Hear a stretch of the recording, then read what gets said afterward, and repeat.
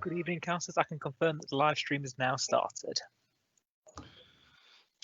Well, muted it, help me. Is that right?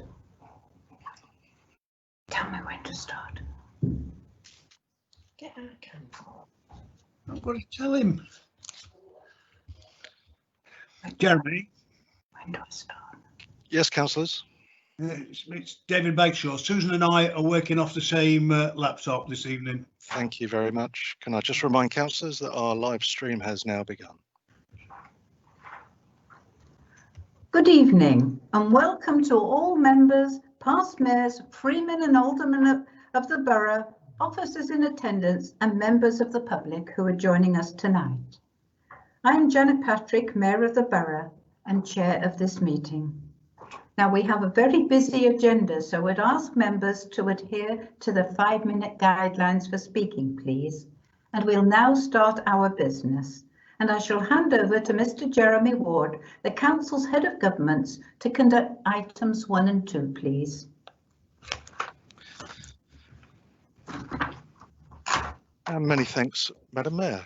So, in attendance this evening, we have Councillor Eileen Atherton, Councillors David and Sue Bagshaw, Councillor Mick Brown, Councillors Barbara and Steve Carr, Councillor Mel Crow, Councillor Cubley, Councillor Cullen, Councillors Darby, Easom, Elliott, Fletcher, Gould, Grindale, Hallam and Handley, Councillor Richard Jackson, Councillor Halima Khaled, Councillors Linda and Pat Lally, Councillors Land, McRae, Marshall, Mcgrath, Councillors Jill and Philip Owen, Councillor Janet Patrick, the Mayor and Chair this evening, Councillor Pringle, Councillor Radulovic, Councillor Roberts Thompson, Councillors Simpson, Skinner, Tideswell, Watts, Williamson and Willimott.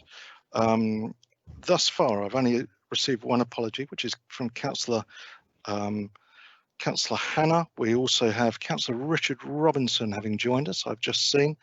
And if we have other councillors that join us later on, I shall add their attendance. Jeremy, it's Councillor Land. I've just spoken to Councillor Tyler. He's just getting the laptop sorted. Lovely. So he will be joining us. All right. Many thanks, Councillor Land. Jeremy, Okay. did you mention my name, Councillor Gould? Councillor Gould, I did indeed. Thank Sorry, you. I missed you. Sorry. As for, sorry, did somebody? Yeah, it's Councillor Stephanie Kerry. I'm also Thank you. here as Lovely. well. Thank you very much, you. Councillor Kerry. Jeremy, So, yes, could I ask you to ask all the councillors to turn their cameras off unless they're speaking? indeed. I've quite a few on the screen at the Just minute. forward that message to those councillors to, if you're not speaking, just to turn your camera off, please. Thank you. So we have 3 declarations of interest, but which is Councillor Carr, Councillor Steve Carr, Councillor Jackson and Councillor Marshall, but that's just a noting report. But as they are Beeston Town Centre board members, so perhaps no need to declare those declarations. And back to you, Madam Mayor, for the minutes. Thank you. The Council is asked to confirm as a correct record the minutes of the meeting held on the 15th of July this year. Do we have a proposer, please? Madam Mayor, the minutes of the meeting held on the 15th of July 2020, set out on pages 1 to 8, are formally moved as a true and correct record. Thank you, Councillor Radulovic. And do we have a seconder, please? Madam Mayor, yeah, I would like to second it, but just to point out on page 4, with regards to the motion that was submitted by Councillor Fletcher, it says that there was an amendment was proposed by Councillor B.C. Carr. It was actually by myself. Right. I second it. I don't think this. I'm going to hand this over to Jeremy. Thank you very much, Madam Mayor. So that was proposed and seconded, the amended version there. So with that amendment noted, if that's all of the comments, Madam Mayor, I shall move to the vote with your permission. Thank you very much. Thank you. Councillor Atherton.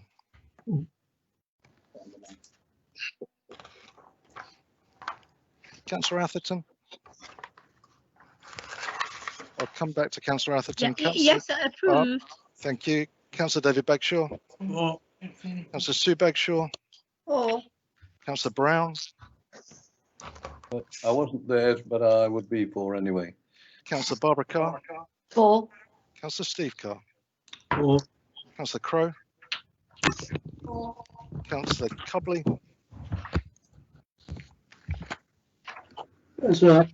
For. Councillor Cullen, For. Councillor Darby, For. Councillor Eason, For. Councillor Elliott, For. Councillor Fletcher, Councillor Gould, For. Councillor Grindell, For. Councillor Hallam, For. Councillor Handley, For. Councillor Jackson, Councillor Eric Kerry, For, and apologies for not being there on time, but I couldn't, obviously it wouldn't let me in unless I'd accepted the invite before, so the link didn't work. Apologies. thank you, Councillor Kerry, and Councillor Stephanie Kerry, For. Councillor Khaled, For. Councillor Linda Lally, For. Councillor Pat Lally, For. Councillor Land, Councillor McCrae, For. Councillor Marshall, For. Councillor Mcgrath, For. Councillor Jill Owen, For. Councillor Philip Owen. For. I'm just checking there. Has Councillor Parker joined us yet this evening? No. Councillor Patrick, For. Councillor Pringle, For. Councillor Rajulovic, For. Councillor Roberts Thompson, For. Councillor Robinson, I was absent, Madam Mayor, but it would have been for. Thank you. Councillor Simpson, For. Councillor Skinner, For. Councillor Tideswell. For. Has Councillor Tyler joined us yet? No. Councillor Watts, For. Councillor Williamson, For. Councillor Willimott. For. And just checking to see if Councillor Ball is with us. No. So that's carried, Madam. Jeremy, Madam Mayor. Jeremy, sorry, Madam Chairman, may I say that Councillor Parker Yes. sent a message earlier that he may be late because of travelling back from work this evening, so he will be joining us as soon as he can. Thank you very much for that, Councillor Kerry. Thank you very much, Madam Mayor, and back to you. Right, then we move on to number 4 on the agenda, the Mayor's announcements. As Mayor, I wanted to go out meeting people, and it's been an interesting challenge to find other ways of working, especially for one who struggles with technology. Most of my business and committee meetings have been held online, and some visits have been replaced by phoning or Microsoft meetings. Telephone calls have been a sheer delight. Congratulating Dorothy on her 100th birthday.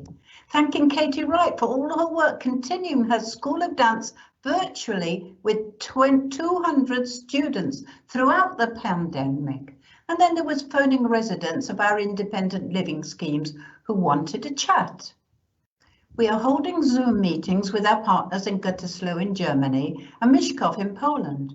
We met twice with the Mayor of Mszków, and we will email to welcome the new Mayor, Norbert Norkes of Gütersloh, when he takes office next month. Now, Mszków has hardly been affected by the virus, but you may know that Gütersloh hit the international headlines.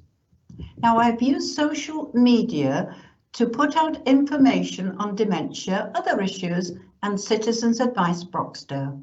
I spoke at the CAB general meeting, thanking them for their very remarkable work. And I thank them again tonight. It's fantastic what they do. This last year, they gained additional benefits for local clients in Broxtowe of £4.26 million, and they handled 4,147 debt problems.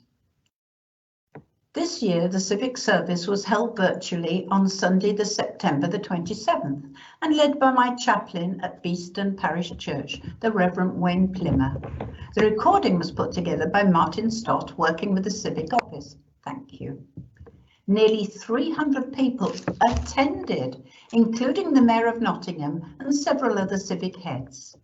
During the virtual tea party that followed, we exchanged our stories of the lockdown, and the High Sheriff from the county spoke of her visit to Nottingham Prison and described how, through working with smaller groups, She was closer to people. But I have got out and about occasionally after, of course, risk assessments. On VJ Day, the 15th of August, I laid a wreath with other county dignitaries at County Hall and later attended a service at St Mary's in Nottingham. Both were very moving occasions. The following day, I laid a wreath on the War Memorial in Beeston.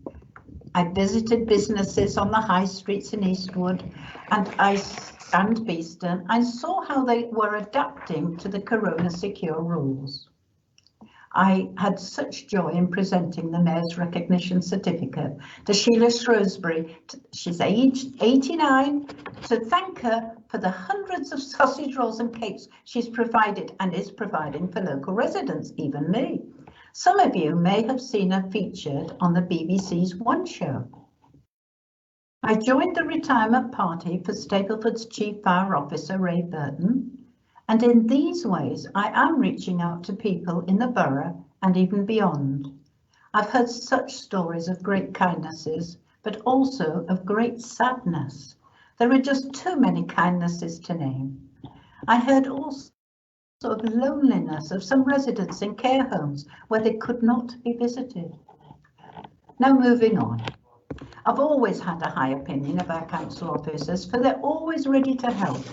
Despite the coronavirus, much work in this borough proceeded as absolutely normal, even with heavier workloads. Council officers and councillors have worked closely together, particularly during the pandemic. I must say, even party politics has taken a back seat. Today, I would like you to join me in congratulating Nicolette and Lindsay from our housing team. I must say their dedication, their excellent work have seen them win a national award for service improvement, supporting residents in our independent living schemes. And they have joined us online today. Well done, Nicolette and Lindsay. Thank you. Looking ahead, from today, we all face further restrictions on movement and mixing as the second wave of the pandemic takes hold hard on us. It is going to be very difficult, but for some more than others.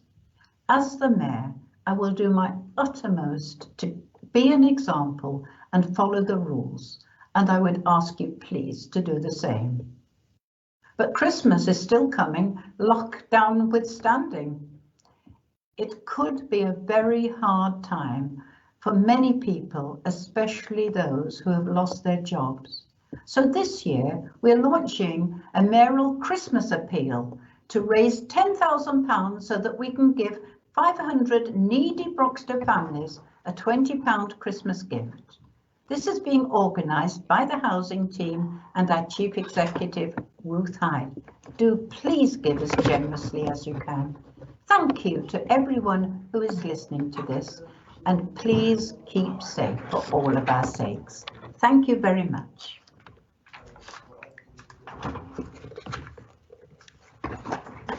We now move on in our agenda to item 5, the Youth Mayor's report on Broxtowe Youth Voice activities.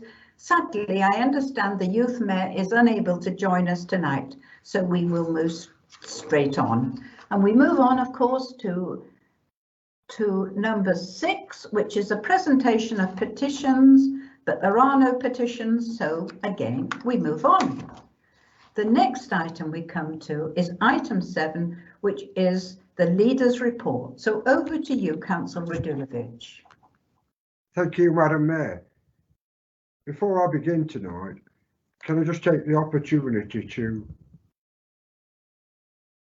place on record my sincere thanks to the Chief Executive and all the staff at Broxtowe Borough Council for the way in which they've met the challenge of COVID and home working and enabled us to keep services going throughout the entirety of the pandemic. I would also like, Madam Mayor, to place on record my sincere thanks to my own colleagues in the Labour Party, to the Conservative members opposite, to the Liberal Democrats, to the Independents, and of course to the Ashfield Independent for their trust and faith in myself and the Chief Executive to lead through what has been probably the most difficult 7 months of our lives.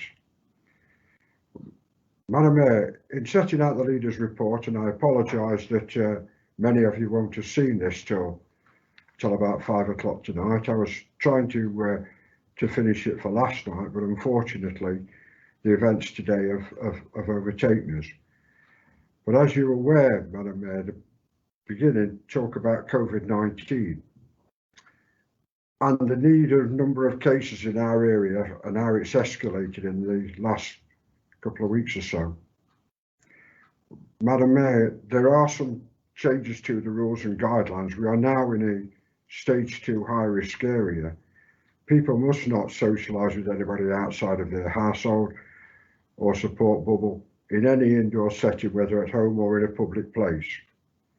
People must not socialise in a group of more than 6 people, including in a garden or other spaces like beaches or parks, other than where special exemptions apply. Businesses and venues can continue to operate in a COVID secure manner, other than those which remain closed by law. Certain businesses selling food or drink on their premises are required to close between 10 AM and 5 AM, and businesses and venues selling food for consumption off the premises can continue to do so after 10 PM as long as this is through delivery service, click and collect, or drive-through. Schools, universities and places of worship remain open. Weddings and funerals can go ahead with restrictions on the number of attendees. Exercise classes and organised sport can continue to take place outdoors. These will only be permitted indoors if it is possible for people to avoid mixing with people they do not live with or share a support bubble with. But people can continue to travel to venues or amenities which are open for work or to access education, but should look to reduce the number of journeys they make where possible.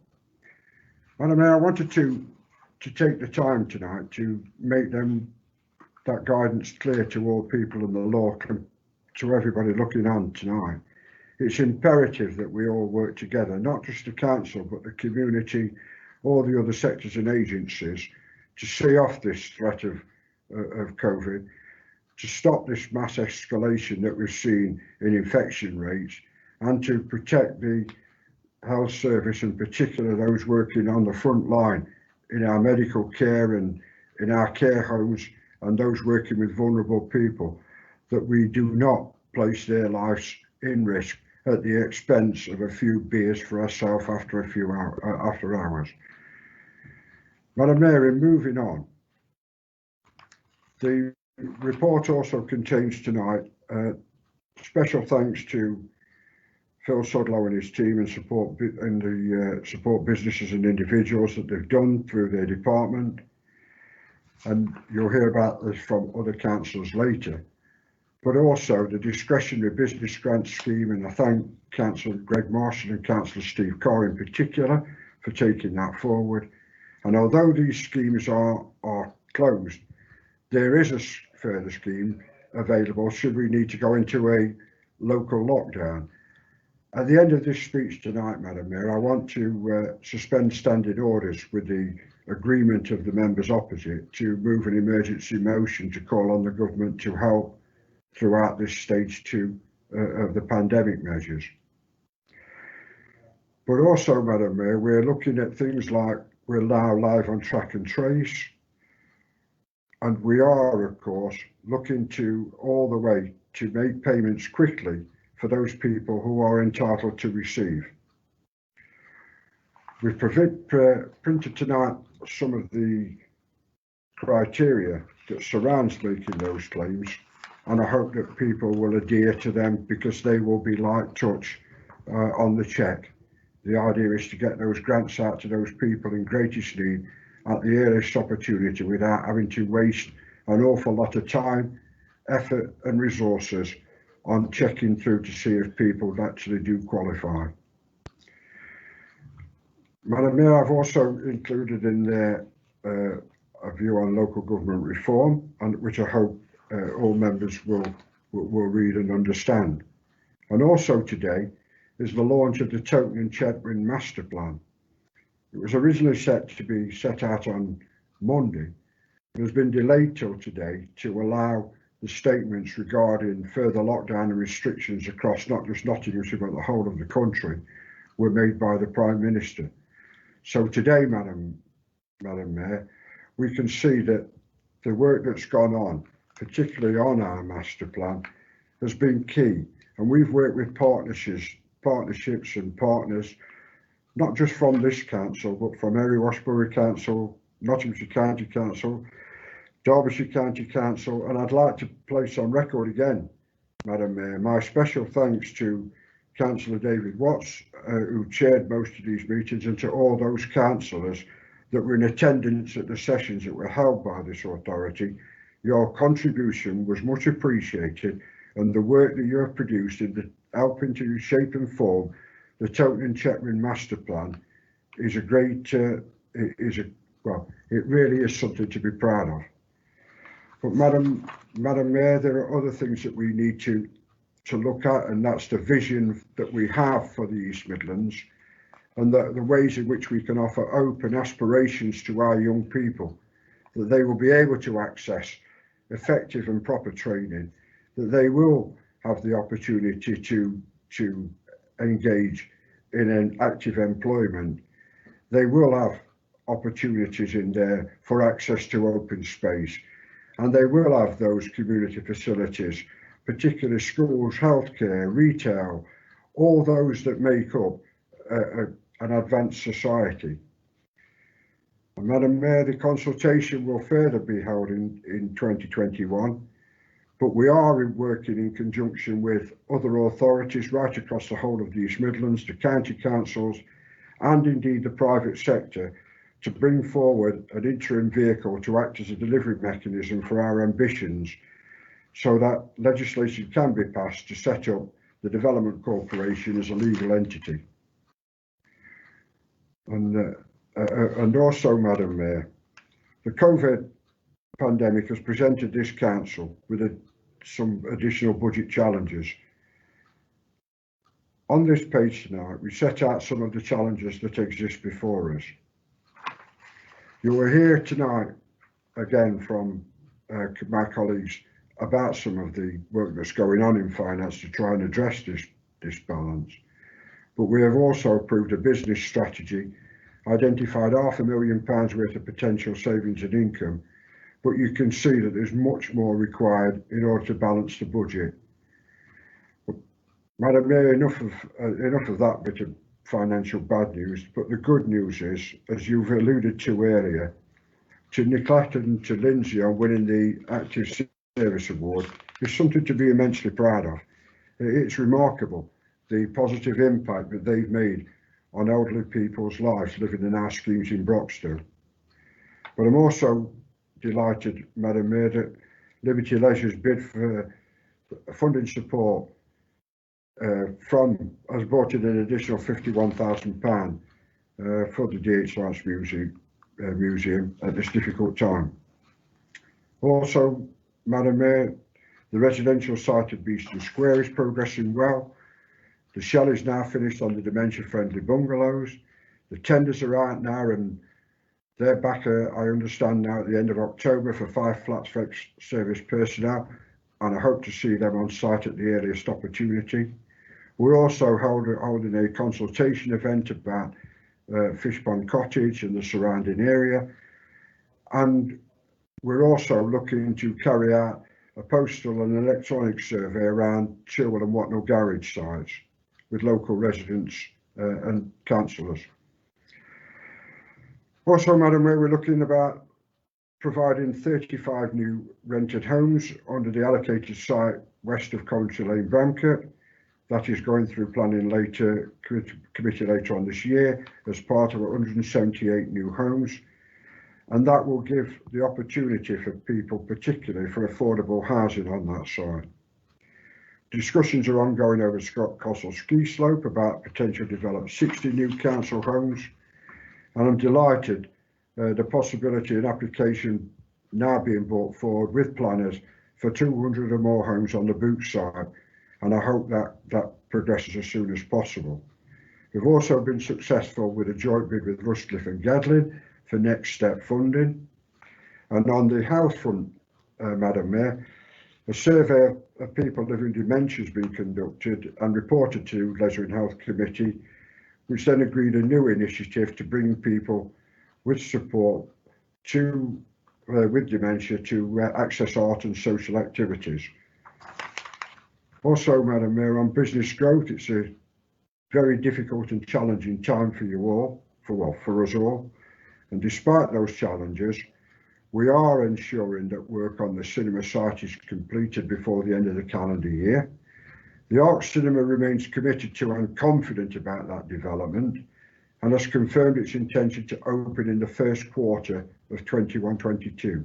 Beeston will be the first and biggest of the Arc's premium brands in the UK. There's interest as well from outside operators now, despite the recession that we find ourselves in.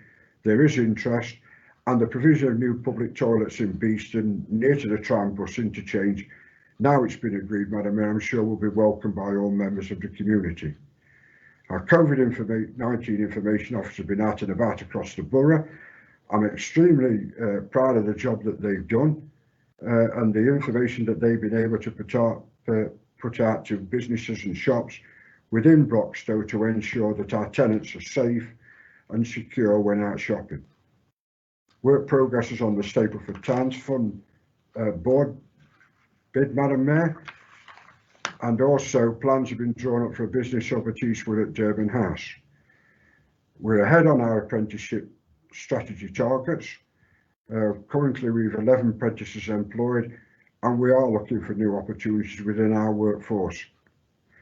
Madam Mayor, on the environment, the new climate change strategy has been agreed.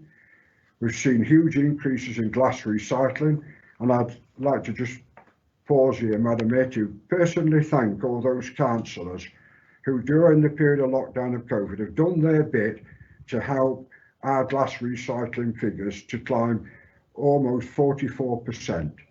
Congratulations to you all. You've done a remarkably good job. It wouldn't be, Madam Mayor, if I didn't have a sense of humour occasionally. But also, green garden waste, dry recyclables have shown considerable increases. But our frontline staff, our employees, not only are they engaging with residents to improve awareness of recycling contamination, they are also targeting resources to those low performing areas to improve the overall effectiveness of our waste recycling strategy. Madam Mayor, also garden waste subscriptions up 10%, and we received some very positive feedback from DEFRA on the Air Quality Action Plan. Also, Madam Mayor, the latest of our Pride in Parks play improvement schemes at Swineway Chilwell is now near a completion.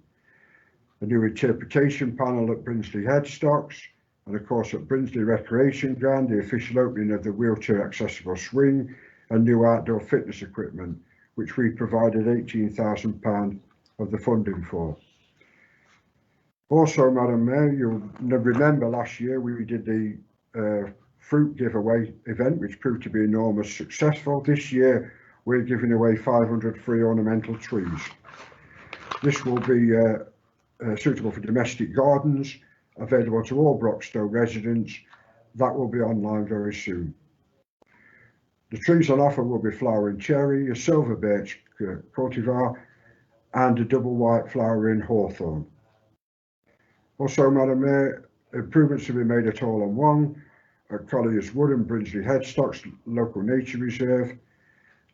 A significant proportion of this grasslands now manages a hay meadow to benefit biodiversity. Also, Madam Mayor, on community safety, approval has been given to consult on a public spaces protection order because we had nuisance problems, especially around Tinsley Road Bridge, with people racing along on a Friday night. And also, we've while we're at it, it's not acting illegally to park up, but what they have been actually doing, Madam Mayor, is antisocial, to say the least. Also, approval has been given for 2 more restricted areas as part of an existing alcohol control public spaces protection order. And I hope, Madam Mayor, that from tonight you'll see the amount of good work that's happening in Broxtowe. Not only is it the responsibility of all our officers to deliver services, but I say I'd like to place on record my sincere thanks to all members of this council as well for their continued help and support. Before I take questions, Madam Mayor, I'd like to take the opportunity now to suspend standing orders for the admission of an emergency motion.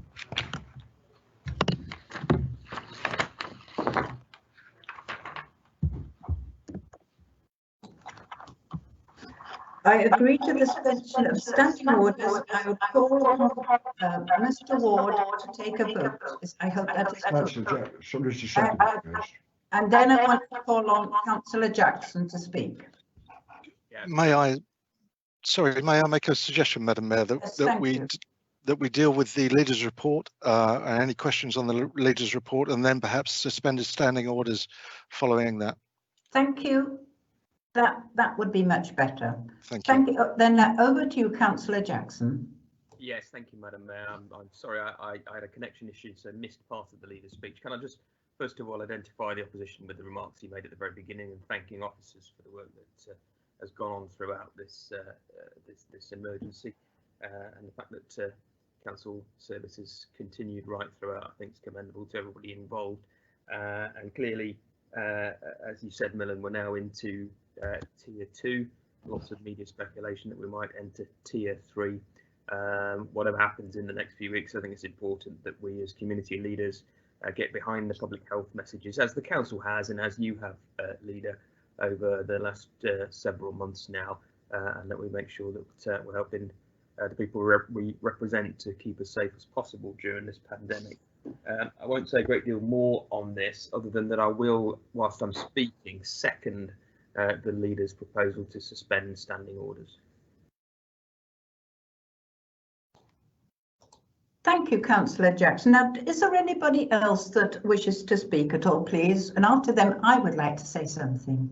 If there's nobody else, then I would like to say that I think it's very important that I, on behalf of the whole borough, thank Councillor Radulovic, our leader, for a most magnificent job. In these hard times, he has brought us good news, and I know he lives and works his life for the borough, and that he's had tremendous help from a lot of people, but in particular many councillors. And so a very big thank you to Milan on behalf of all of us.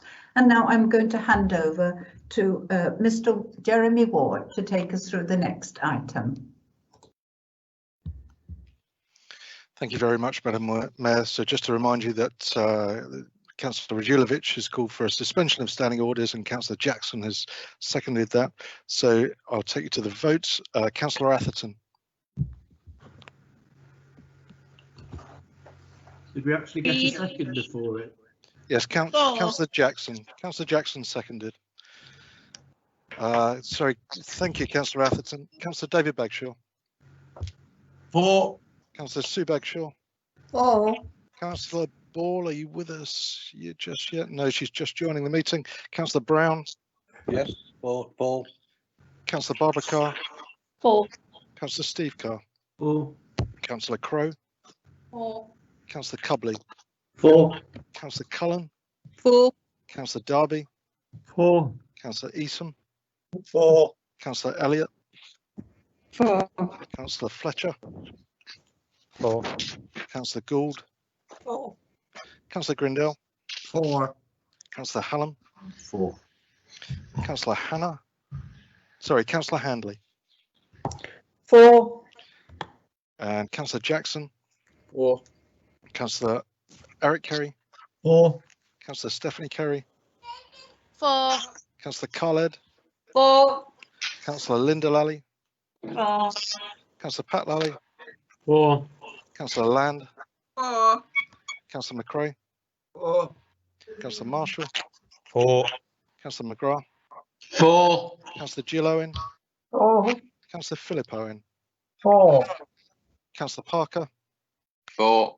Councillor Patrick. Councillor Patrick. I've just heard Councillor Patrick say 4, Councillor Pringle, 4. Councillor Radulovic, 4. Councillor Roberts-Thompson, 4. Councillor Robinson, 4. Councillor Simpson, 4. Councillor Skinner, 4. Councillor Tideswell, 4. Councillor Tyler, Yes, I'm here. 4. Councillor Watts, 4. Councillor Williamson, 4. and Councillor Willimot. 4. Thank you, Madam Mayor. So that the standing orders are now suspended to allow for the motion. Thank you. Councillor Radulovic, would you like to say propose the motion? Thank you, Madam Mayor. And I'd just like to say a few words before I actually propose the motion. As you've heard tonight, these are incredibly difficult times. The sudden increase in the infection rate and the infection numbers across Nottinghamshire, in particular the city and Broxtowe, Gedland and Rustiff, has been extremely alarming. And as a consequence of that, Madam Mayor, we now find ourselves in the high risk category and even possibly going into stage 3. But what has happened in this last 5 to 7 months really has been a lot of shops and businesses have found themselves under increasing pressure to survive. And even with the reopening of some of the high street shops and businesses, numbers are down, sales are down, figures are down, and they fear very much that further restrictions without government financial help will put many shops and businesses out of business in the whole of Nottinghamshire. So, Madam Mayor, my motion tonight, and I thank Councillor Jackson for allowing me to put this and supporting the suspension of standing orders to allow an emergency motion. And I understand many people will want to contribute. So the wording, I don't want to hear any amendments. What we can do, we can encompass people's comments, Madam Mayor, into a letter that we write to the Secretary of State. But my motion reads something like this. Our high streets are the heart of our communities. They are coming under increasing pressure to survive in this harsh economic climate. Broxtowe Council, therefore, calls on the government to urgently consider what further financial support measures can be given to help our retailers, shops and businesses survive in these challenging times. Madam Mayor, I formally move that.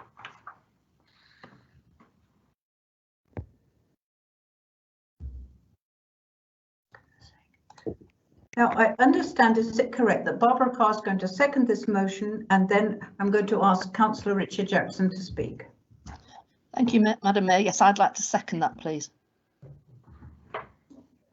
And now I'm going to call on Councillor Richard Jackson, please. Yes, thank you, Madam Mayor. Can I thank the leader for the conversation that we had earlier on today, and seem to have almost most days recently about these issues, and I fully support the sentiment behind this motion. It's quite right. I think we ought to recognise the enormous amount of support the government put in the early months to support businesses locally and nationally. And I think, you know, whilst we are asking government for more money, I think it would be useful to open any letter that we send with something that recognises that. And I appreciate exactly what the leader said. We don't want to start having formal amendments to the motion that he sketched out. The one thing I wouldn't want to see in there is making this specifically high streets, which I think it did in the words that we heard earlier on. This isn't just about high street shops or high street cafes, restaurants or bars. It's a corner shop. It's a local community pub. You know, it's a takeaway on the corner and all sorts of other businesses. They're all struggling, and they're all in fear for their future over what could be at least, who knows, another 6 months. I was talking to somebody earlier on today who's in business in the hospitality sector, and he said since the weekend his trade has been absolutely decimated. He would be better off closing his doors. He would be better off if we were put into tier 3, because then there would be formally at the moment there would be some more support available to him, but he doesn't want to do that. What he would like, and what I'm sure hundreds of other businesses across the borough would like, would be some support to fill a bit of the gap that exists at the moment in their own viability. I don't think they're looking for huge handouts, and they don't want generally to rely on handouts to run their businesses, but they want, and quite rightly so, they want some recognition for what this crisis that we're in is costing their businesses, and they want to be able to carry on providing employment locally and providing services locally as well. So I don't think there's a great deal more needs to be said than that. Support this fully. I'm sure we all do. It doesn't need to be a party political issue. Government is looking at further support, we know that. And as I say, let's recognise what support's been put in already. And I think if we can have a strong and unanimous voice from this council tonight, then we can go some way towards supporting our local businesses that we all value. Thank you very much. Thank you. And now we have Councillor Land, and following Councillor Land, we have Councillor Williamson, followed by Councillor Steve Carr, please. So over to Councillor Land. Thank you, Madam Mayor, and thank you, Chair. I welcome this attempt to influence the government to give more support to our local businesses.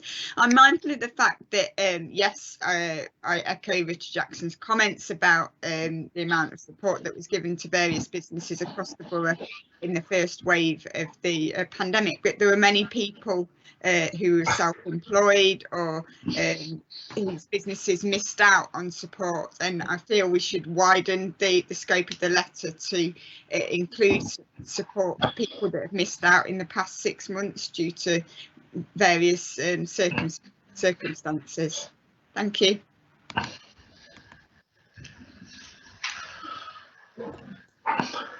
Councillor Williamson, next, please. Thank you, Madam Mayor.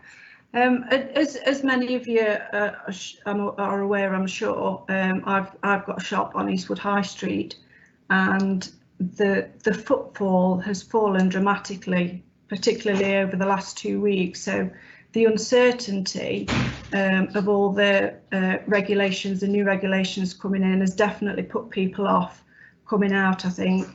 I went and stood on the high street yesterday afternoon for a good 10 minutes just outside the police station, looked both ways, and there was not a soul on the high street.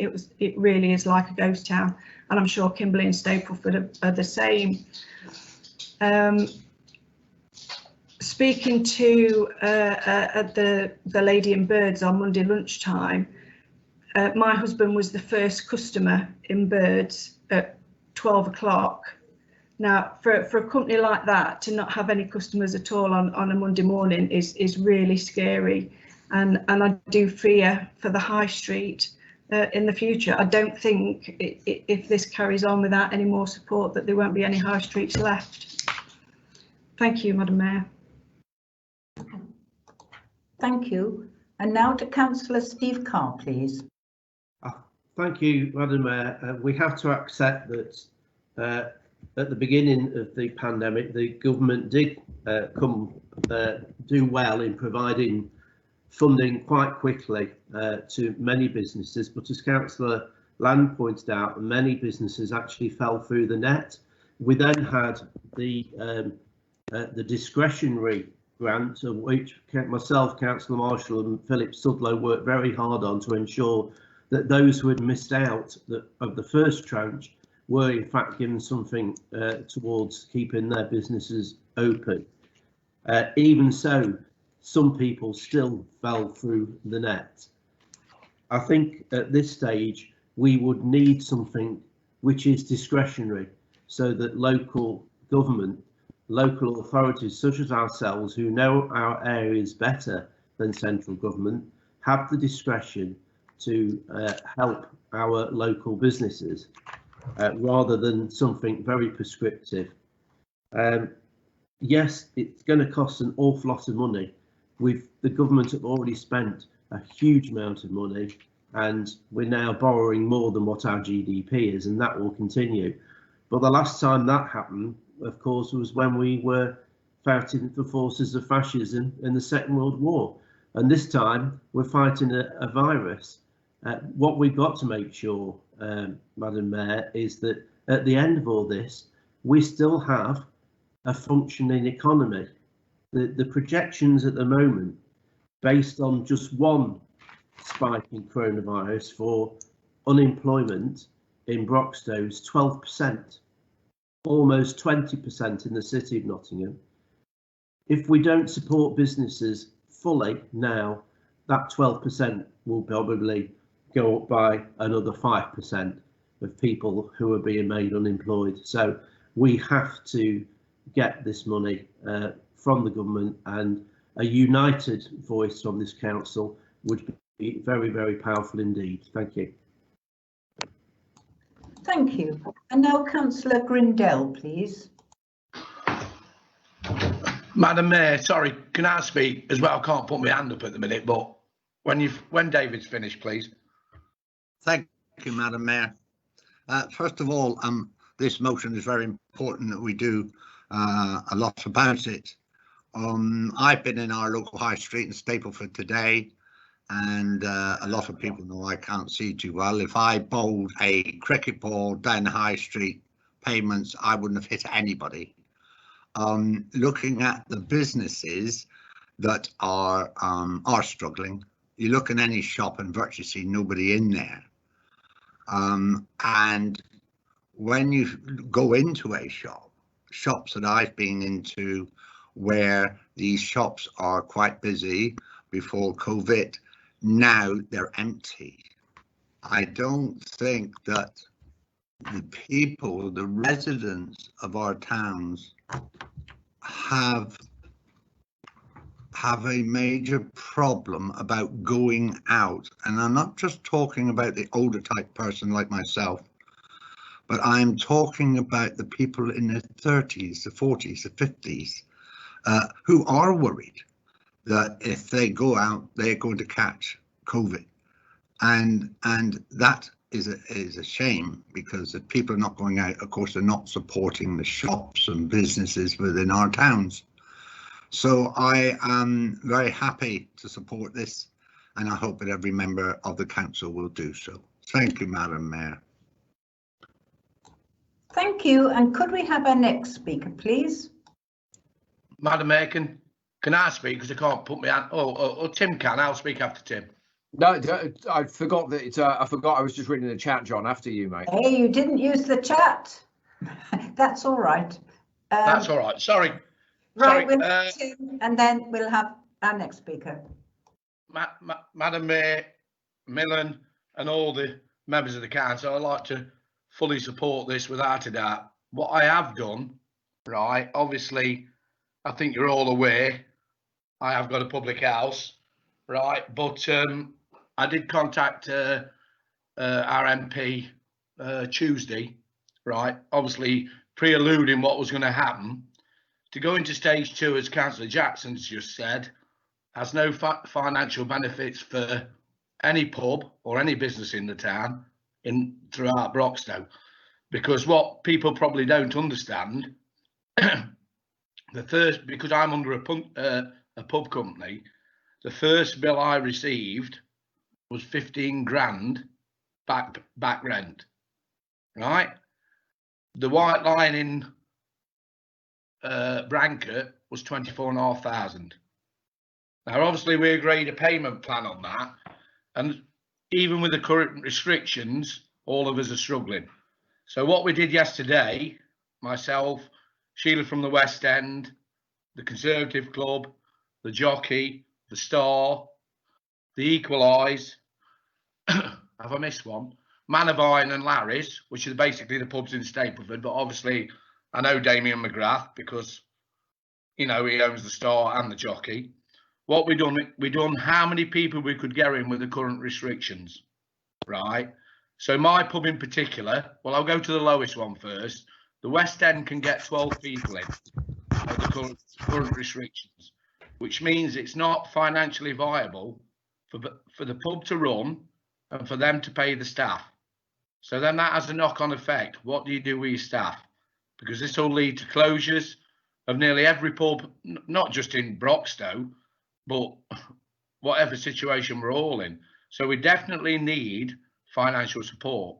What we have done, myself, Sheila, Man of Iron and all that, we put an email together, and if Millen and Steve and the rest of the members of council allow me to, I'll forward that to you all, and that's outlined a lot of things that we're basically on about.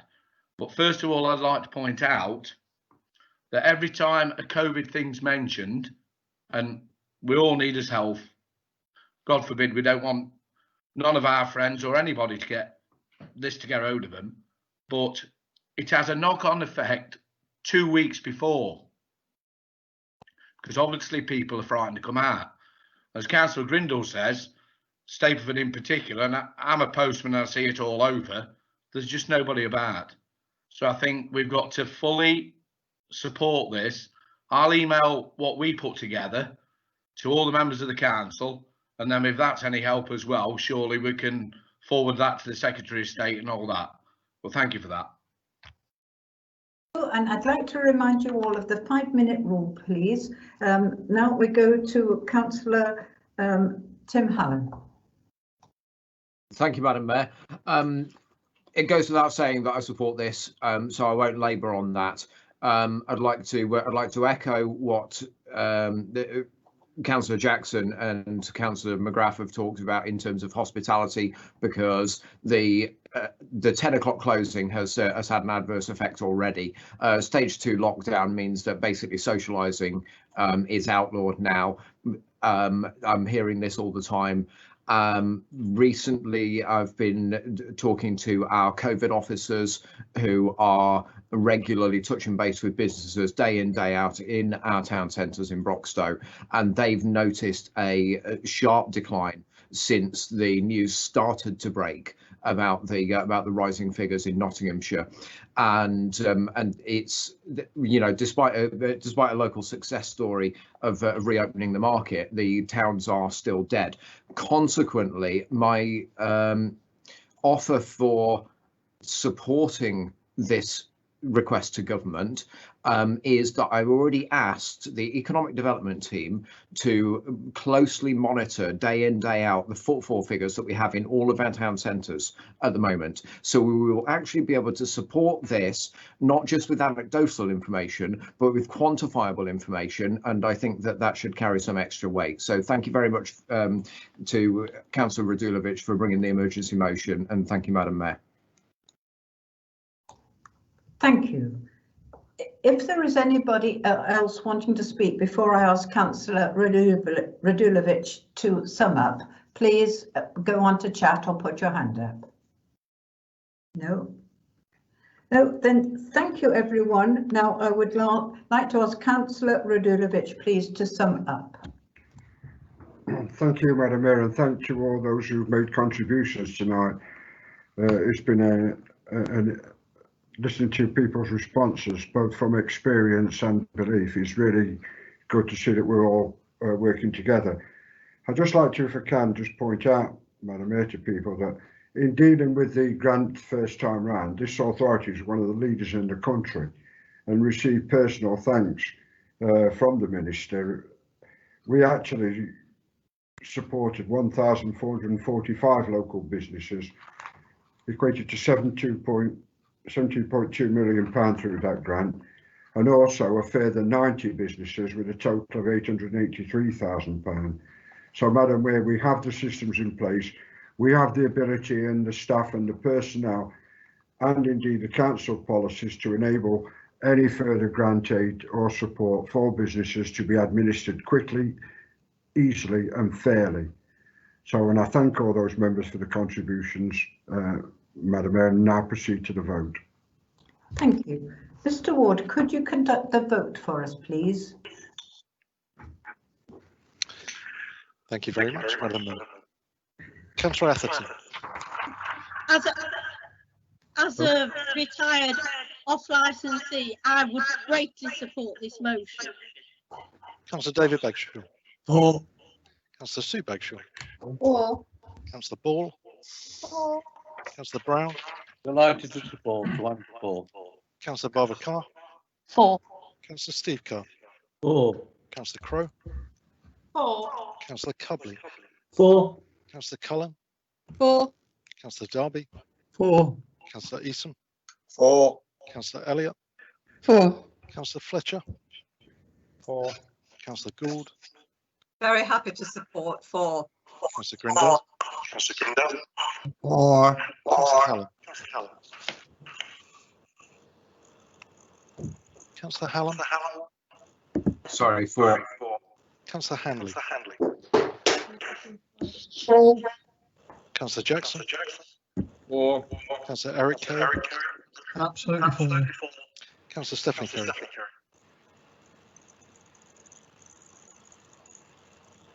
Councillor Stephanie Carey. Come back to Councillor Stephanie Carey. Councillor Collard. For. Councillor Linda Lally. For. Councillor Pat Lally. For. Was that Councillor Pat Lally? For. Thank you. We can't Councillor hear. Land. For. Councillor McRae. For. Councillor Marshall. For. Councillor Mcgrath. For. Councillor Jill Owen. For. Councillor Philip Owen. For. Councillor Parker. For. Councillor Patrick. I heard Councillor Patrick say for. Councillor Pringle. For.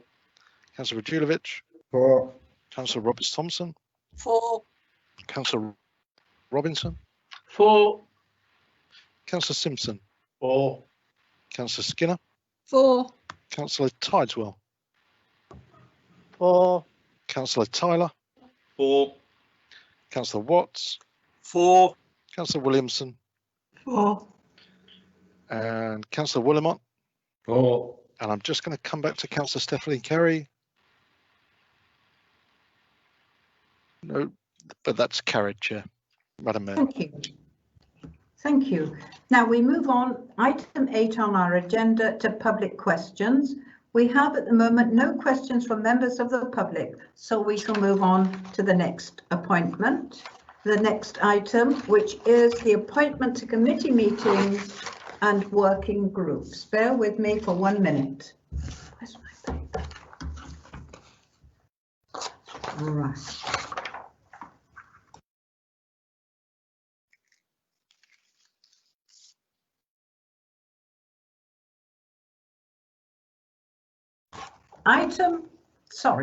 Item 10, decisions from committees. You will notice that this list is Sorry, right. Madam Mayor, could I just ask you to return to item 9, please, appointments to committees and working groups? That is my mistake entirely. Sorry. Right, appointment to committee meetings and working groups. Does anybody wish to inform us of any changes, please?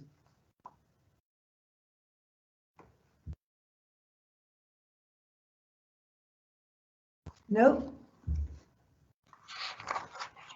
No, if there is no one, then let us move on to number 10, decisions from committees. You will notice that this list, this long list, is right up to date, and the report are on 17 committees. And I would like to thank the Democratic Services team, Lisa, Aaron, and the newly returned Cap for this great piece of work. Thank you. I'm going to go through the question through page by page, and I understand that the chairs would like to speak briefly, and then we'll have questions, please. So let me start, and let me just find my own page, page 11, which is governance, audit and standards, and this is their May meeting. Can we turn to page 11? And 12, does the chair wish to speak, please? Yes, thank you, Madam Mayor. We've got lots of good news from Governance, Audit and Standards. The first one is that we're anticipating another clean audit report for the second year in a row. So I'd like to thank Martin Payne, Paul Adcock and the team for the work that they've done on that, for getting us through. The committee has also scrutinised the governance arrangements on the major projects, including the Beeston Town Centre project, and we report back to committee at every meeting on those projects. And we've put in place governance arrangements for the emergency grants and community group grants, and Audit are currently working through the cases, checking for any possible fraud, using mainly data gained from Experian. They're not expecting to find any, but any that are identified would be look at recovering some of that money back on any fraudulent claims. And again, if any rise up, then it will be brought to the committee meeting at the end of November.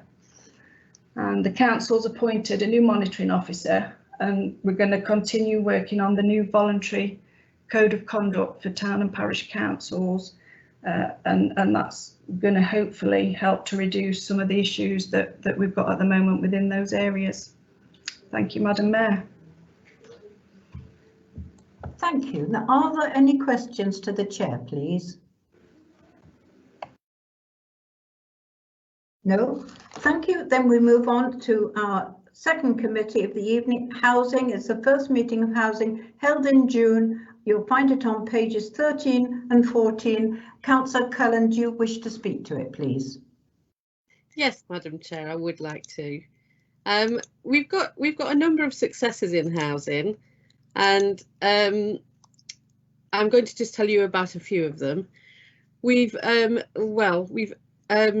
just about got our 2 dementia-friendly bungalows in Beeston ready. We've already allocated them, and that's very important because we've been able to allocate them to people on the basis that the final finishing will be done to their requirements. So that's very important. We're just in the process of finalising the tenders for our properties on Oakfield Road. These properties will be let to ex-service personnel, and these are a demonstration of our commitment to the Armed Forces Covenant, which promises to ensure that all of those that have served in the forces and their families will be treated fairly by this nation. And we've got several other projects in progress, including the buyback of former council houses and building of new houses on council-owned land. You've heard already twice in this meeting that 2 members of our team have received a national award, the Napa Award for Service Improvement. Lindsay and Nicolette, they're independent living activity coordinators, and they've done some absolutely great work with elderly tenants, keeping them active and encouraging them. We're really, really proud of them. That's why we keep mentioning this over and over again in this meeting. And we've done so much work during the pandemic crisis. We've developed a new housing strategy, and this confirms our intention to invest in our homes to make them safe and energy efficient. A good standard of social housing is pivotal to reducing crime, particularly amongst the young, and tackling child poverty. Having sufficient housing stock of the most needed housing types is absolutely vital to us if we're to eradicate homelessness. So we're starting to undertake a series of consultations on repurposing some of our housing stock to better meet the needs of our borough. We have revised policies on housing allocations, fuel poverty, financial inclusion, and we've undertaken a stock condition survey for the first time in many, many years. And this can underpin our new asset management strategy. We're working closely with the Leisure and Health Committee to improve mental health, the mental health of our tenants, to keep them safe via the new sanctuary scheme. And we're starting to tackle more regular cleaning of both the communal areas and our void properties. It's been a very busy time. I can't mention everything, you'll be glad to know. And I'm just going to, if it's okay with you, Madam Mayor, I'm going to hand over to our Vice Chair, Barbara Carr, who's going to update you on the homelessness work that we've been doing. Thank you. Yes, thank you, Madam Mayor. Is that okay? Carr. Thank you. Yes, thank you, Teresa. I just wanted to add a few things, really, because I think it's important to highlight to members the impact of the current crisis on homelessness and rough sleeping. I've compared the government figures between January and March this year to the same period last year, and whilst England saw an increase in homelessness of 4%, actually Broxtowe saw a drop of 15%.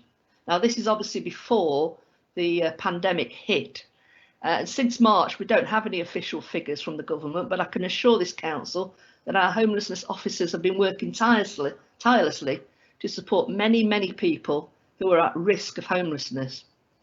The situation may get worse, as we know the government has reintroduced this tiered lockdown system, but it has neither revisited the ban on Section 21 evictions, nor has it provided any further funding at the moment to help with homelessness.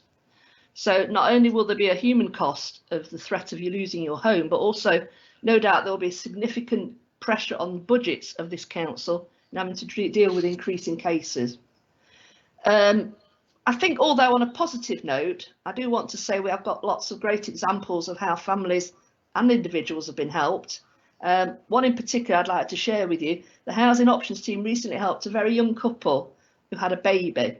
This couple, unfortunately, could neither read nor write and were made homeless due to a family breakdown. They were supported by the allocated housing officer throughout an application process, which included applying for ID, which is an essential requirement for a new tenancy.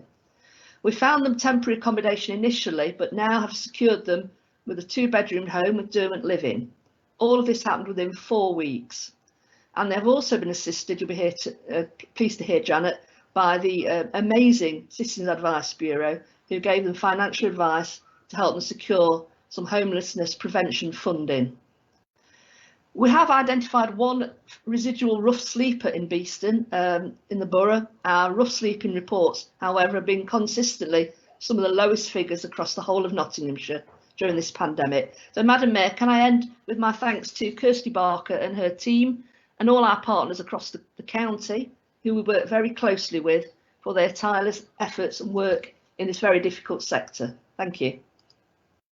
And thank you, Councillor Carr. Can you add my thanks to them as well when you give it? Now we have 2 people waiting to ask questions. Councillor Tideswell, followed by Councillor Hallam.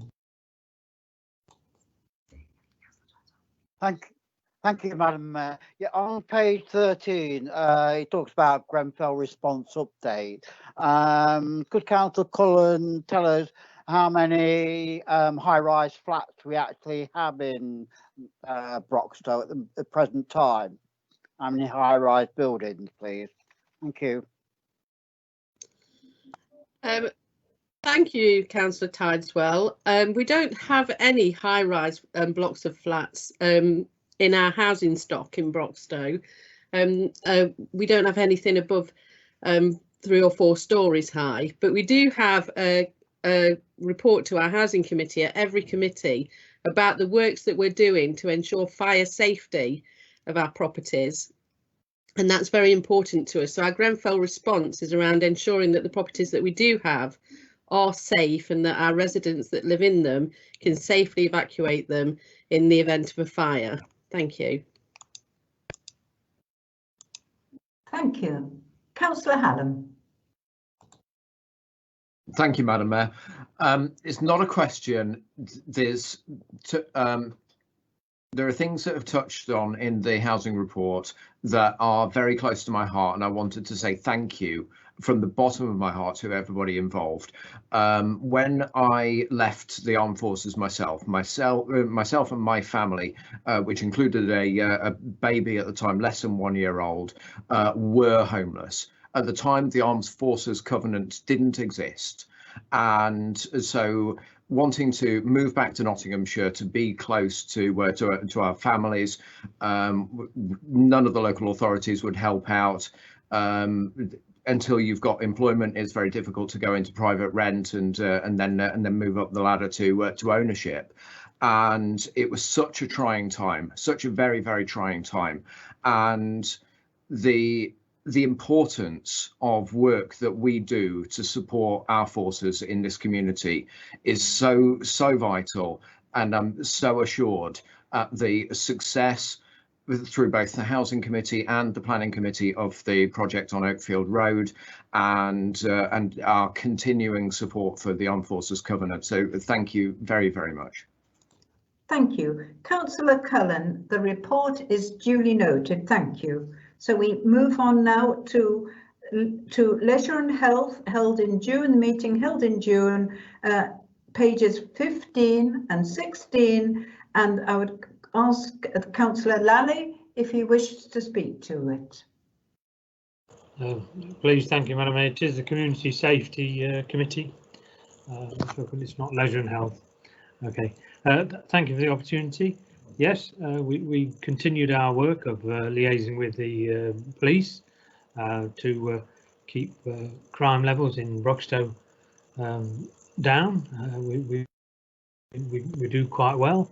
We're quite a low crime area, and the team and the police work together to actually ensure this continues as best as possible. Another thing we took at that particular meeting was a knife crime action plan. There is a tremendous amount of work goes on in the background between the council and the police, and to address the issue of knife crime, which reached terrible levels not that long ago, and a lot of work has been put in, and it's been successful in reducing it. So thank you for the opportunity to speak.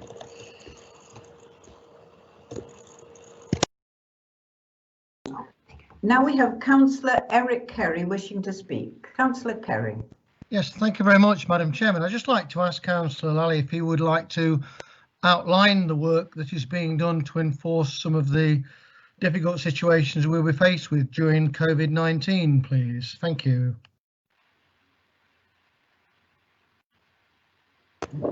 Councillor Lally. Yes, the team worked very closely with the businesses locally. Unfortunately, they had to do it remotely, but using their past experience, they liaised closely with the businesses to advise them on how to operate safely and continue to keep our residents safe. Thank you for that. Okay. And now we have, I think, Councillor Steve Carr waiting. No, I'm okay, Madam Mayor. Sorry. Sorry, that's quite all right. If there's nobody else wanting to speak, then I'll pause. Councillor Crowe, would you like to speak, please? Thank you, Madam Mayor. It's just a question for the Chair, touching on something that he's just said. If you could just clarify. He just referred to knife crime as being at terrible levels. Can he just clarify, is he actually referring to Broxtowe? And if he is, what are the levels of knife crime? Because I find that quite disturbing. I wasn't aware we had such a major issue within our borough with knife crime. Thank you. Thank you, Councillor Crowe. Actually, within Broxtowe, we are the lowest in Nottinghamshire for knife crime incidences. It really is a very, very rare occurrence. But we still, we do like to, well, we firmly believe that that is the case because of the work that is done behind the scenes. There really is a tremendous amount of work done.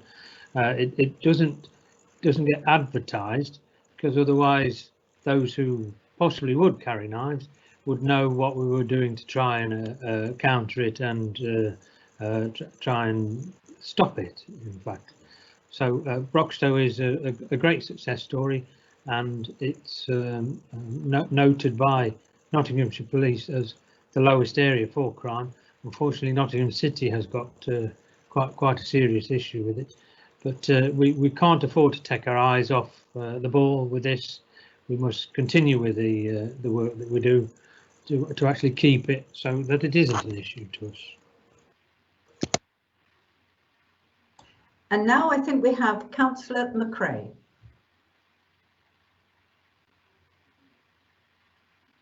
Yeah, hi. Is it working? Yeah, it is. Hi there. I just wanted to update that the police are actually looking at the minute around the community at various places to put knife amnesty boxes as well, which it's a shame we're having to do that, but I'm happy that they are doing it, because if it gets one off the street, it's one off the street, and hopefully it's more than that.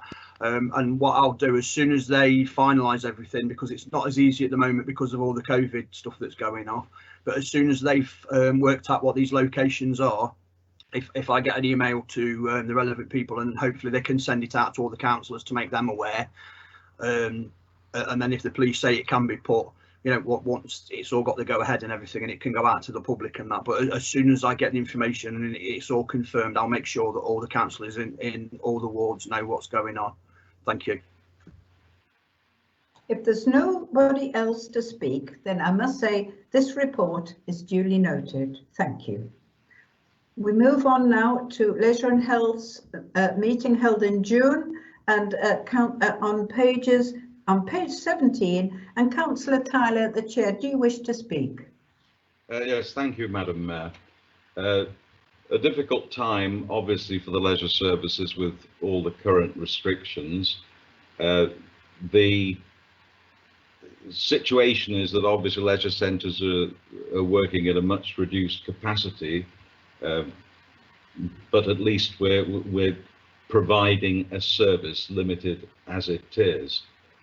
In regard to the leisure strategy, that's the parameters for that will be bound by a number of things, not least of which is the negotiation which is currently taking place between the council and Kimberley Leisure Centre.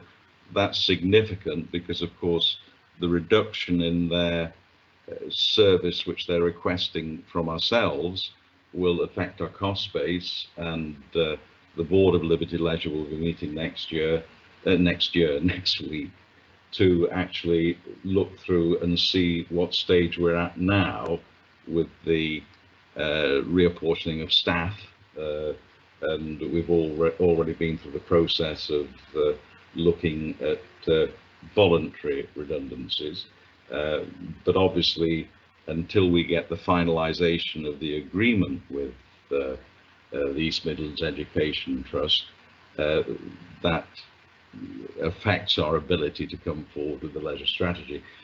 What is the case is that certainly by the time the next two joint agreements cease in 2 years' time, and I believe many of you have now seen the Continuum report, which sets out a number of possible options, but that will certainly mean that the north of the borough will need to be looking for a new provision for leisure.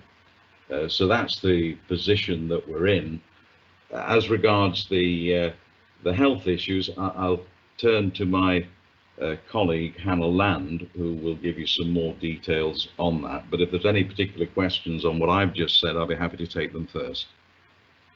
Right, well, we have 3 people waiting to speak, 3 councillors before you ask for Councillor Land. We have Councillor Lee Fletcher. Oh, we have Councillor Hannah Land. Perhaps you could combine them together. And then thirdly, Councillor Philip Owen. So over to Councillor Lee Fletcher first, please. Thank you very much, Madam Mayor. Madam Mayor, can the chair of the Leisure Committee advise when we'll see the much awaited long-term mental health strategy for the borough and the council? Thank you. Yes, well, I'm going to refer that to Hannah. I gave some details at the last meeting to committee, and yes, as far as mental health issues are concerned, it is a priority, and Hannah will give you some more detail on that in a few moments. And I'm happy to wait if Councillor Owen has a question relating to leisure specifically. Yeah.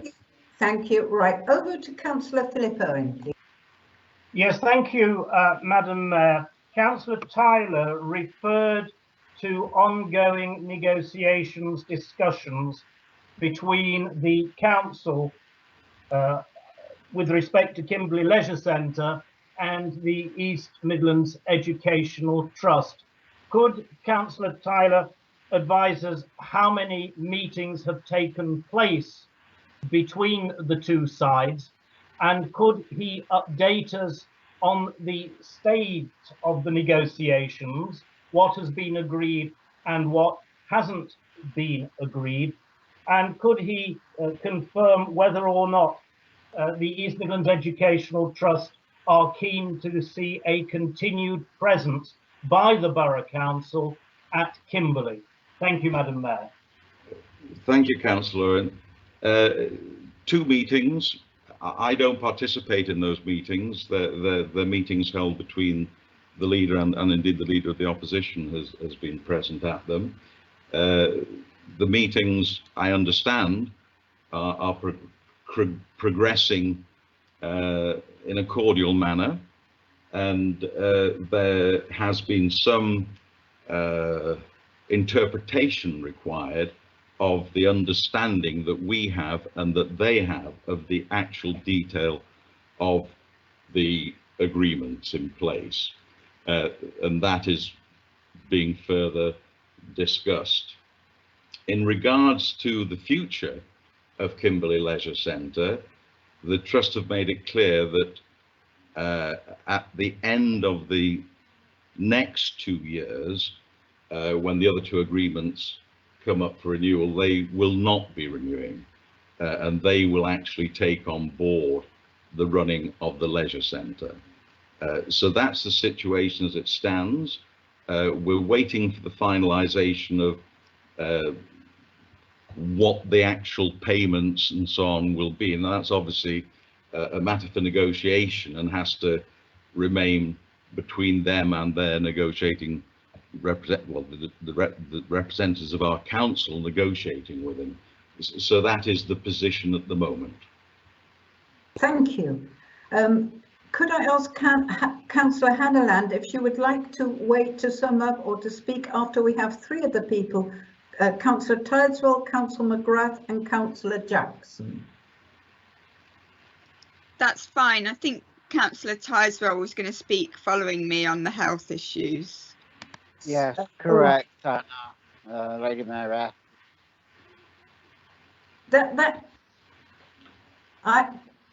Can I speak, please? I think then we'll go to Councillor John Mcgrath, followed by Councillor Richard Jackson, and then we'll have Councillor Hanneland and Colin Tideswell. Thank you, Madam Mayor. Just to say to Christopher Laxton Kane, again, I might have to declare an interest on this because my daughter works for Liberty Leisure, and all of them work very hard there. And I think getting back to health and mind matters as well. I think the more we keep the leisure facilities going throughout the borough, even though unfortunately we might go into tier 3, I think it'll be a plus for all the people of the borough and obviously in England. But they have done a really fantastic job. The schools are back swimming now, obviously, I'm sure you know, Ian, and it helps without a doubt young children and even older adults to keep their mental health right by going to leisure activities. So the more we can press on that, and I know it's a financial burden on us, but the more we can press on that to keep that, you know, little bit going, will help us all in the long run. Thank you. Councillor Richard Jackson, please. Yes, thank you, Madam Mayor. Councillor Tyler suggested that there have been 2 meetings to negotiate with the East Midlands Education Trust, which the leader and myself attended. There's only been one that I'm aware of. It took place in June. We agreed at the end of that one that we had a lot of common ground, that between us we'd like to see leisure retained and led by Liberty Leisure for Broxtowe at the school. We also agreed we'd meet by the end of the summer term. Obviously, that's a very long time ago now. The autumn half term starts on Friday. They were cordial negotiations, and there was a lot of goodwill on both sides to continue with things. It did seem to me as though the continuing report ruled out any long-term future for leisure provision, certainly delivered by Liberty Leisure at the Kimberley School site. So I was disappointed by that, and I am at a loss to understand where how this has come about, because as I say, negotiations, as the chair actually said, were quite cordial, and I left that meeting believing that there was some common ground and that we could come to some sort of arrangement. I'm told now that these negotiations are continuing, so I am rather confused by all of this, and I think we need something setting out as to exactly what the position really is tonight. Well, if I may, Councillor, I'll just come back because maybe I misunderstood, but I believe there was a meeting, and I don't know if, well, evidently you weren't present at it, but I know the Deputy Chief Executive has been in conversation with them to clarify the understanding of the agreements. They have one interpretation, we have another, and that was a point of clarification that was required. And I believe that a letter was being sent to them. Now, whether it was a meeting, a Teams meeting rather than an actual physical meeting, I'm not sure. Perhaps that's something that the Deputy Chief Executive might give us an enlightenment on. Chair, sorry, Madam Mayor, can I just interject? Yes, please. Councillor Jackson is correct. Both him and myself have only been invited to one meeting. And should that situation change with the school, if they want to invite us to a second meeting, then Councillor Jackson and I will both be in attendance as per the agreement. Thank you for that clarification, Councillor Radulovic, and my apologies for having misled Councillor on that. Madam Mayor, can I come in, because it's actually I am after Councillor Tidesman on land, but it's on this issue, not a health issue. I beg your pardon. May I just say to everybody that while I'm very glad to hear so many people, I would ask them please to be brief, otherwise we will be here till midnight. But then please speak. Thank you.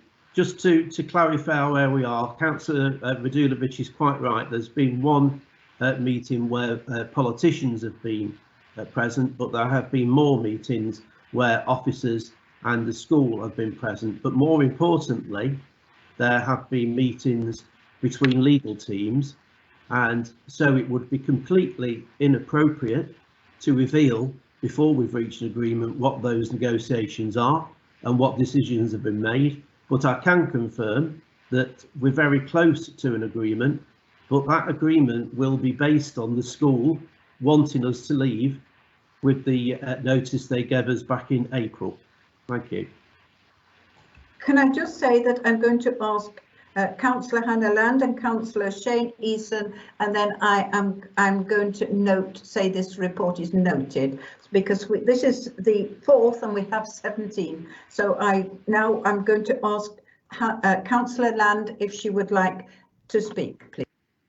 People now keep their speeches as brief as possible.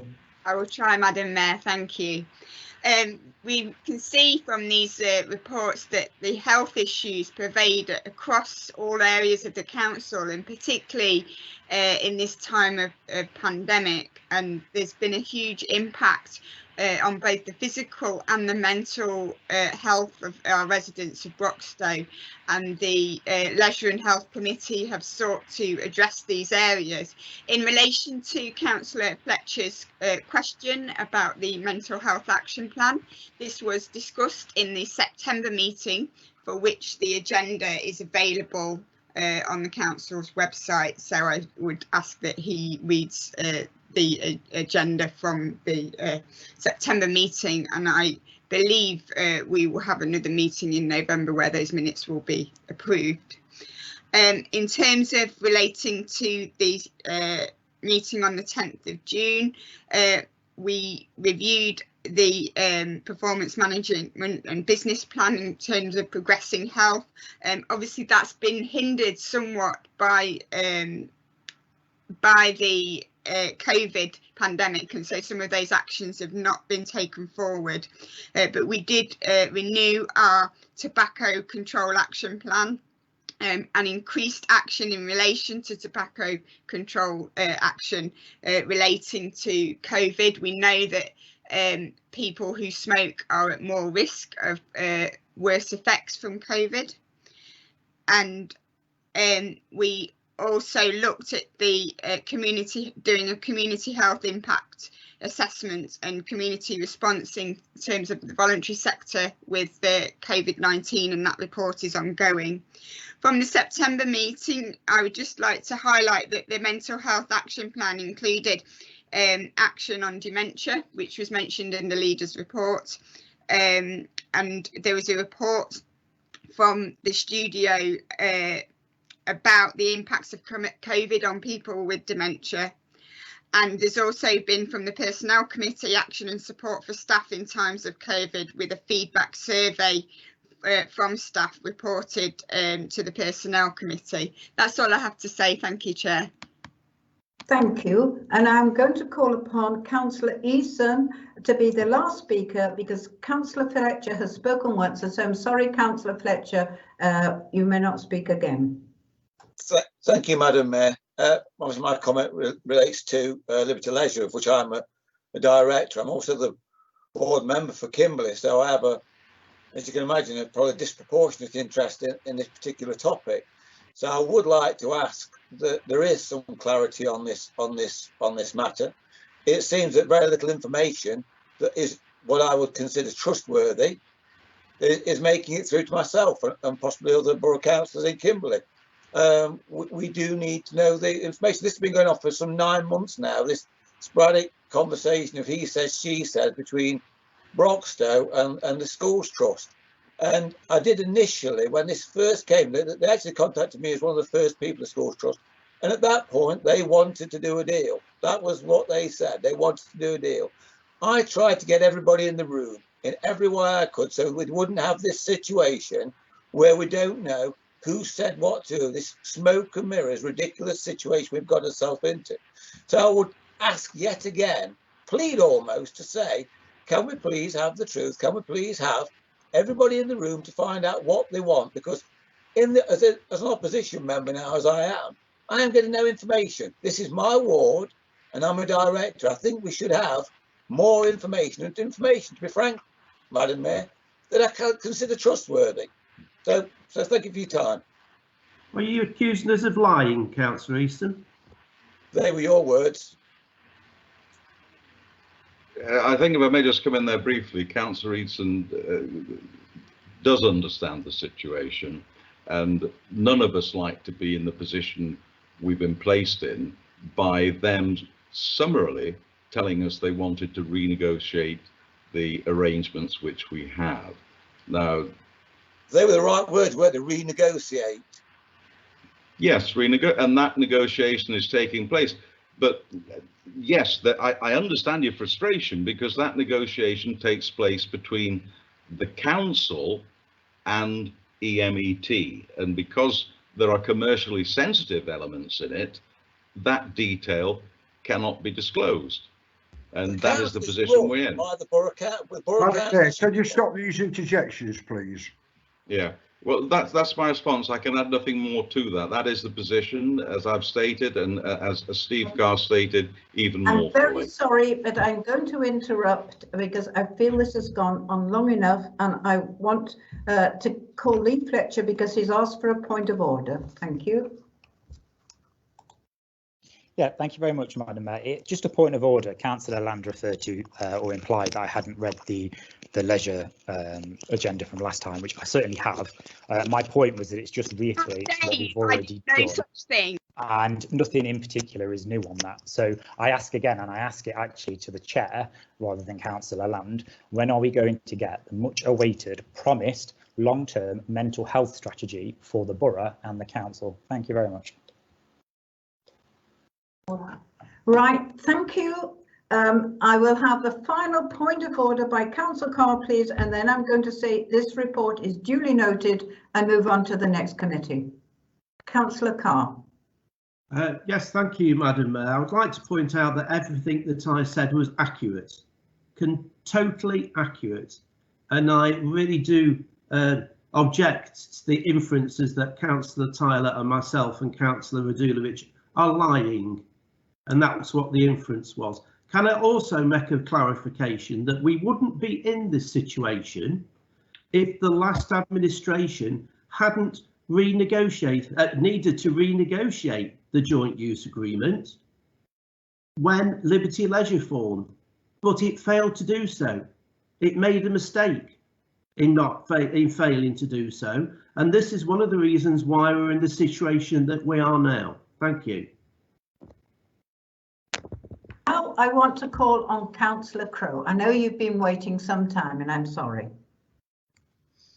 That's fine, Madam Mayor. Thank you.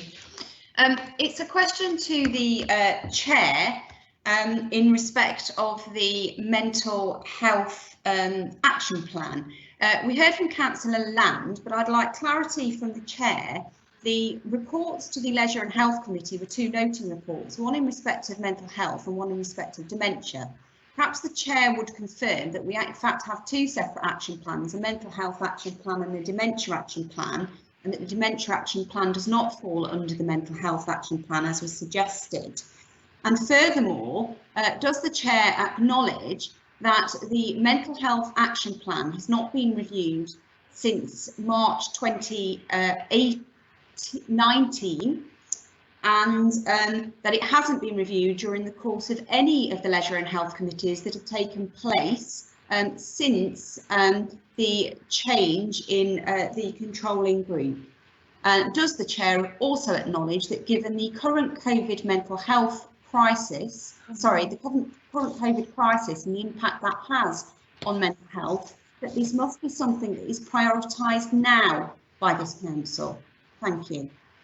Thank you. Now I'm going to finish with this committee. I know other people may be speaking, but it's unfair when we have a lot more work to be done. So I will note that this report is duly noted, and we move on to Jobs and Economy. If you will turn to page 21, this is their meeting in June, and Councillor Hallam, and will you make sure that you speak briefly, please? I will be very brief, Madam Mayor. Thank you very much. Missed me out. I beg your pardon? Have you missed me out? I'm so sorry. I'm right. Please. Do you want me to finish J&E, Madam Mayor, and then bounce back to environment and climate change? Yeah, go on then. Yeah. Yes, I beg your pardon. Environment and climate change. Councillor Skinner. Oh, okay. Sorry, I didn't mind if Tim finished off. Well, he hasn't started. Oh, okay. And the same though, please, Councillor Skinner, let us keep, I'm not saying you won't, but let us all keep to the point and be brief. We will remember briefer reports rather than longer ones. I was asked to reflect on what we'd done over the last 18 months, and that's what I'm thinking actually. So what we did, we formed the Environment and Climate Change Committee and declared an emergency because we saw that there was a need for a new focus in order to avert the global catastrophe which threatened us. We've changed our practices to reduce our emissions and to reduce our carbon footprint and improve our air quality. We've produced a strategy which we're all proud of, which actually, you know, shows the work that's been done by all parties over the years. So it's something that we can all support. We have a Green Futures programme which ensures that we have a positive impact on the environment, and examples of what we're doing can be seen at Hall and Wong Park, where they're doing amazing environmental work, and we've made a little video of that. We've recognised that we need to influence every department of the council, and our house building will be as good as it can be. 18 months ago, hardly anyone had even heard of an air source heat pump, and now we're installing them in all our new builds and considering how we can retrofit them to our existing housing. This is very necessary if we're going to meet our targets. The pandemic then has challenged us even further, and in my area in particular, it's highlighted the poverty that exists there, and it's made us re-examine our values and look at who we think are the most important people that, you know, who actually matter in our lives and the places which really matter to us. Our gardens, parks, allotments and waterways have played a huge part in our well-being and been a lifeline to many who have been, you know, otherwise locked in very small houses in many cases. The council's worked really hard to make these green spaces beautiful, and our flower beds have given great joy to many people. We have local groups taking care of open spaces and even their own walkways, so they're volunteering to do that. Biodiversity is a key to our Green Futures programme, and this means accepting more wildness and connectivity for insects and plants to thrive. So manicured gardens with flowers standing straight to attention, are no longer the order of the day. Things that we value have changed, and whilst we do want to recover more materials, we cannot recycle our way out of the impending disaster. We need to focus on need and not greed. It's not enough to greenwash carbon heavy practices. I'm sorry, but you have 30 seconds left out of the 5 minutes, please, and it's all being typed now. We have to change, and there's no place for kinetophobia. Thank you. Are there any questions, please? Councillor David Watts. And please be brief. I will be very brief, Madam Mayor, but I simply wanted to place on record how exciting I think our climate change strategy is, and to thank publicly everybody who has worked on that. There is a massive amount of work gone into it. It's a document of real vision, and I hope that all councillors and all members of staff will take it very much to heart and put it in practice. Thank you, Madam Mayor. Thank you, and I would echo what you've just said, Councillor Watts. Now this report is duly noted. We move on to Jobs and Economy, their June meeting with Councillor Hallam as the chair. On page 21, everybody, please remember the word brief. Thank you very much. Okay, briefest ever then. Reopening High Street Safely Fund. Redirected money from the European Regional Development Fund that the government allocated to COVID response. We put it to, it was difficult to work out exactly how within the various different layers of legislation we could spend the money to good effect. Predominantly it has been spent on the recruitment of Janice and Zahid, the COVID information officers, who are hugely important to our businesses and our shoppers in our town centres. They're doing a marvellous job, and they're dealing with things before they become issues that require more serious legislative or police involvement. Beeston Market, we successfully reopened. Greg and I were very happy to attend with some officers on its sort of re-inaugural day on Monday. Unfortunately, the weather was a bit gloomy, so it wasn't the best turnout. But you know, if everybody can push the message that the market's back on, because going to do your shopping in the open air is short of having something delivered in sterile packaging to your door is the safest way to shop. So please encourage people to attend the Beeston Market. We've dealt with the planning reforms, which are predominantly rubbish, but we'll be talking later in this in this meeting about that. Stapleford Town Deal Fund was successfully awarded seed funding of £500,000 in advance of the main 25 million bid. So congratulations on the economic development team for that. We're continuing to work on the economic recovery post-COVID. And we'll soon be having a report come to the next committee on the data gathering exercise that we've done in support of that venture. And we've also, various officers and members of the committee have been involved in the consultation on the early consultation on the Toton Master Plan, which is ongoing and launched, as mentioned by the leader earlier today. Thank you, Madam Mayor. Thank you very much, Councillor Hallam. The report is duly noted. And we move on. I think that on page 23, we have the Personnel Committee, and I understand that Councillor Richard Robinson will speak to this. I'm afraid I have to keep reminding everybody, and now we are timing exactly for the 5 minutes, so please do not go over that. But welcome, Councillor Robinson. Thank you, Madam Mayor. I only had a 3-hour presentation on the 30th of June. Madam Mayor, I have nothing to highlight from the 30th of June, but I have got some comments later on the later personnel report of the 29th of September. Thank you, Madam Mayor. Thank you much indeed, Councillor Robinson. The report is duly noted. We move on now to the policy and performance, pages 25 and 26. Councillor Radulovic. Thank you, Madam Mayor. And in doing so, the thank all members for their attendance and their input. particularly in relation, I want to draw people's attention to the report that on pages 42 and 43 of the Policy and Performance Committee, which dealt in the percentage of children in relative poverty.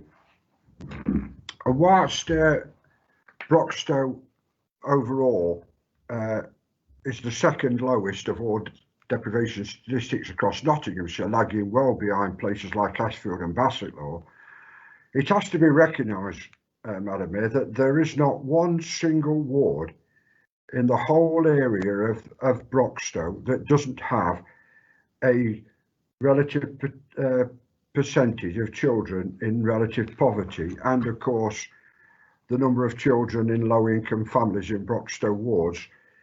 There are pockets of deprivation across all of the borough, and it's important therefore, Madam Mayor, that we understand the link and connectivity to things like our health and well-being and opportunities to those poverty and deprivation statistics informing council policy. But one thing that leapt out at me, Madam Mayor, on page 43 of the Policy and Performance Committee agenda was the rise in children in relative low-income families in Broxtowe wards. The increase in Chilwell West is alarming, Madam Mayor. It now stands at 322 children in relatively low-income families in that one ward of Broxtowe, and that's far higher than places like Beeston North, Eastwood St Mary's and Stapleford North, which have always historically had high numbers of low-income families. Chilwell West is now rapidly accelerating, Chair, and that has got to be an alarming trend that needs addressing. Thank you, Councillor Radulovic. I have Councillor Steve Carr waiting to speak.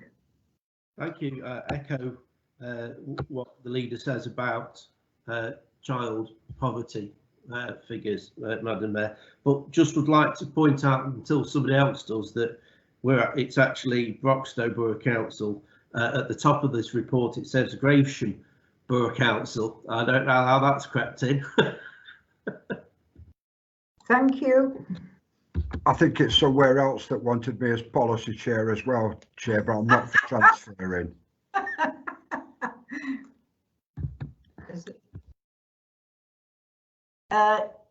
Is there anybody else that wishes to speak? Otherwise, I'm going. Yes, I put my name up. I beg your pardon, Councillor Kerry. I'm just a little bit confused about Councillor Radulovic's introduction to the Policy and Performance Committee, which on page 25 relates to the meeting held on the 1st of July 2020. As far as I'm aware, the child policy action work was done at the meeting of the Thursday, the 1st of October. So have we just skipped 20 pages of the report, Madam Chairman? Madam Mayor, I can help Councillor Kerry. It seems I have to help him every meeting these days. The actual report is from the 1st of October 2020, and as I stated earlier, Eric, perhaps you should listen more, is that on pages 42 and 43 of the Policy and Performance Committee, which was held on the 1st of October 2020. If there's any further questions, point of order, Madam Chairman. If there's any further questions or comments, Madam Mayor, if Councillor Kerry wants to talk to me outside the meeting, no, I don't need to. Happy.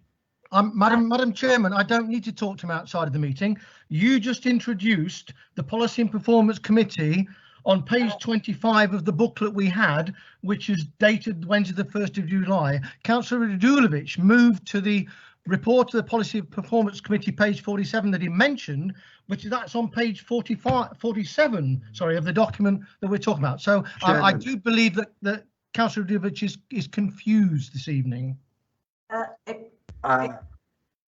Can we move on, Madam Mayor? Yes, exactly. The poor man's in need of help.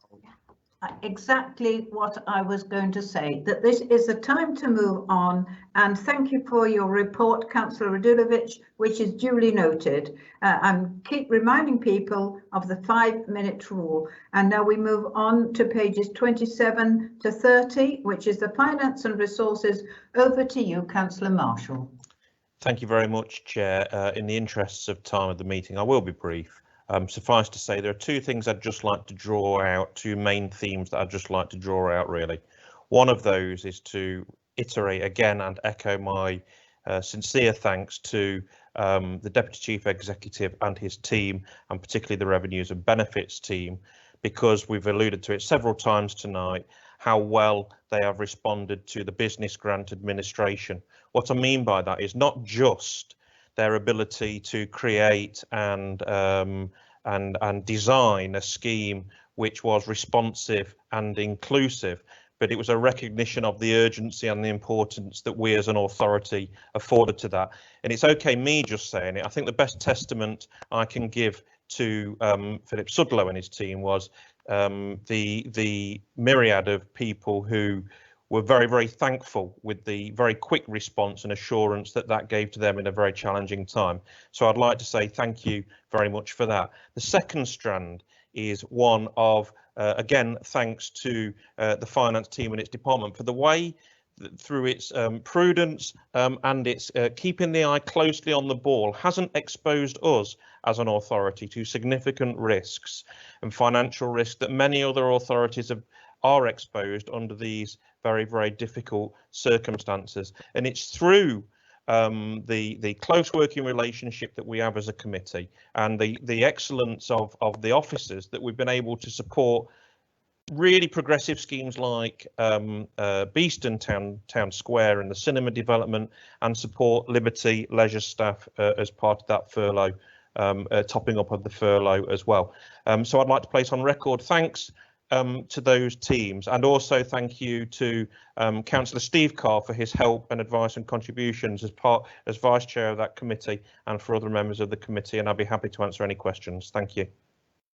Thank you, and thank you for all your work, Councillor Marshall. Now, I understand that Councillor Steve Carr wishes to speak, and please be brief. Oh, I will. Just to mention, the leader's already mentioned the grants to businesses that we received national recognition for how quick we deliver them as an authority. But we also had a grant from government to give to the poorest in society, which was equally done with speed as well, and very, very proud of that. Just a word of warning though to councillors, in that much is being made of the £500 that people who are self-isolating and are not don't get paid while they're self-isolating. The government have given us money to give to those people subject to the meeting criteria. I have to tell you that the amount of money that we've been given for a population of around 90,000 actually only equates to 78 people.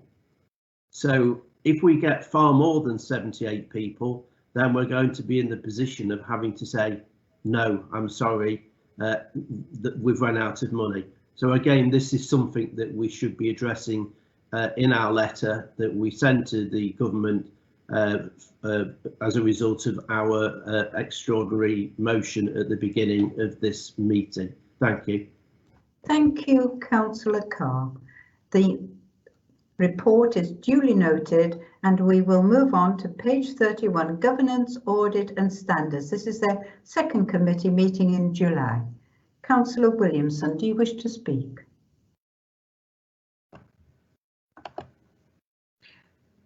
Thank you, Madam Mayor. No, I did it all in one go, so that's fine. Move on to the next one. Thank you. Thank you. So we'll say the report is duly noted because we have already discussed it. We move on then to housing, the September meeting with Councillor Cullen as chair on page 33. Councillor Cullen, do you wish to speak to this?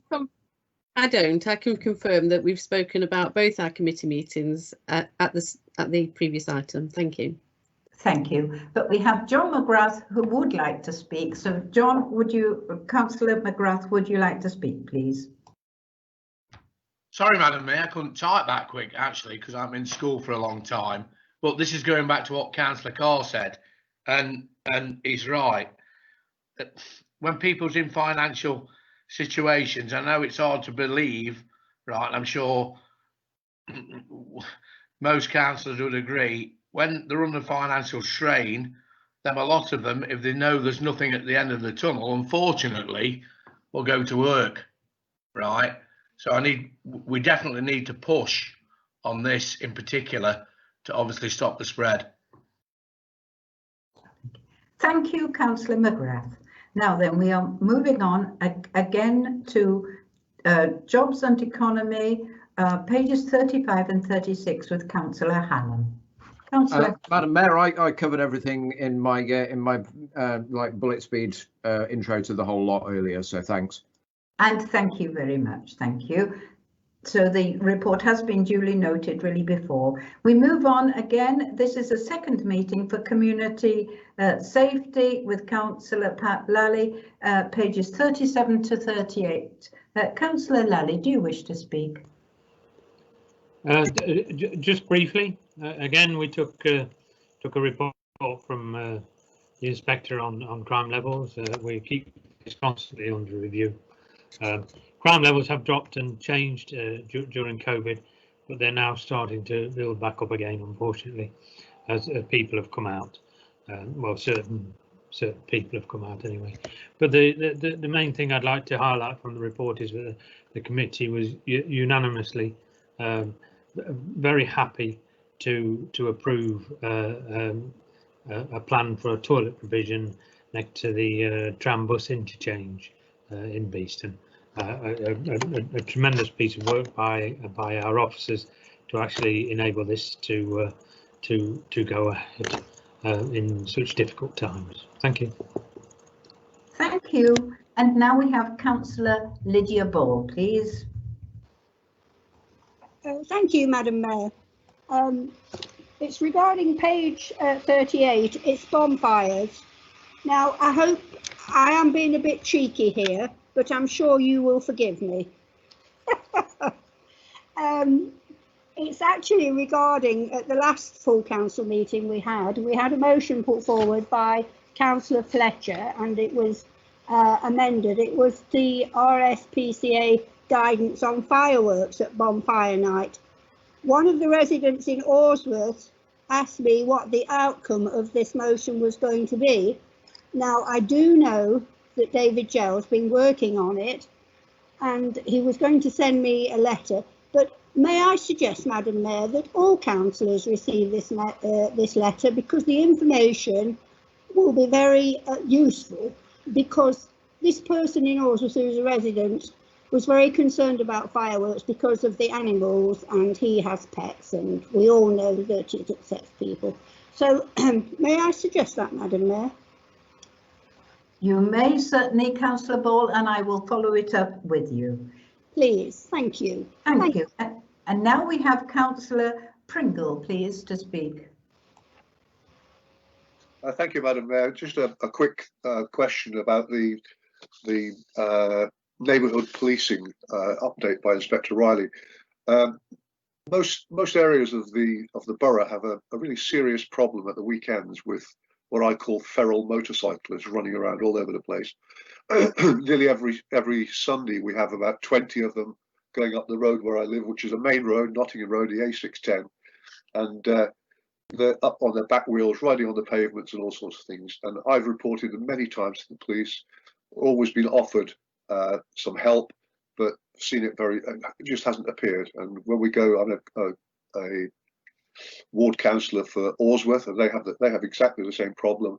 I believe Kimberley have a big issue with motorcyclists as well, and it's just something that blights the whole of the borough, or most of the borough, and very little seems to be being done about it. And here we have, like last weekend, where there's only supposed to be 6 people in a gathering, and motorcyclists across in Stanton, which is just by where our trial is, there was about 20 of them there on their motorcycles, and they shouldn't have been there. They shouldn't have been there in the first place.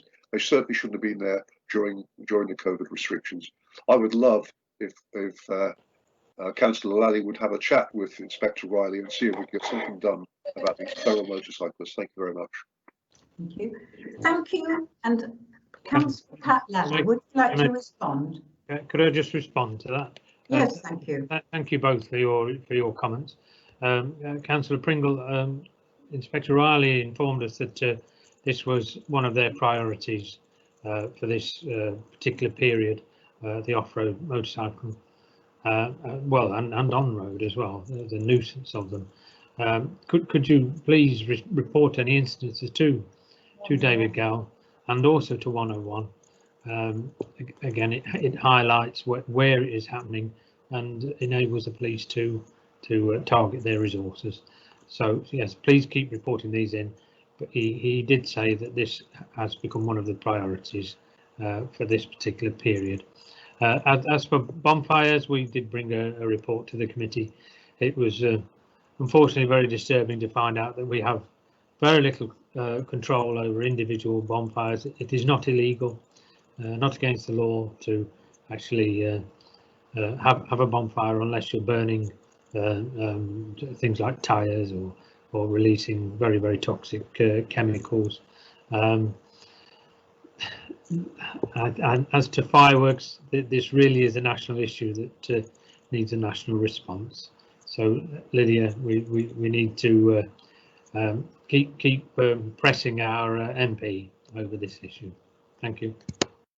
Thank you, Councillor Lally. The report is duly noted, and so we move on to page 39, Environment and Climate Change. Councillor Skinner, please.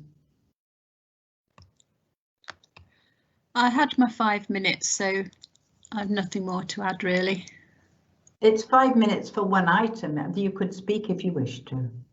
I've nothing extra to add, I don't think. I'd like to thank all my officers, because I think they've done a wonderful job with all the bulky waste, recycling, all those special things they do to keep everywhere lovely. Fine, thank you very much. So we move on to Leisure and Health on page 41 with Councillor Tyler. Councillor Tyler.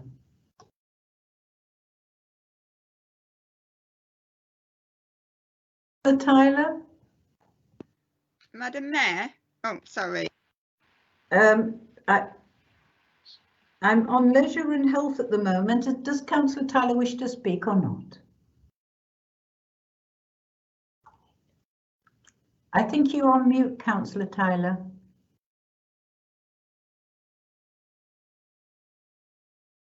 How can you turn this on mute? That's it, we can hear you now. Can you hear me now? Yes, I can. Thank you very much. Yeah, well, I've nothing to add to the report. If there are questions, I'm happy to take them. I think we've touched on most of these items. In that case, thank you. And we move on to the Governance Audit and Standards. It's actually their third meeting in September. Councillor Williamson, and it's on page 43.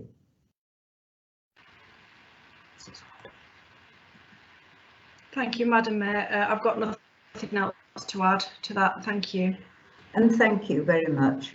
So we move then to personnel, their meeting held in September, pages 45 and 46, and I would like to ask Councillor Robinson to speak. Thank you, Madam Mayor. Just briefly to touch on three things. The meeting on the 29th, I think, was very positive. It was hugely productive as well.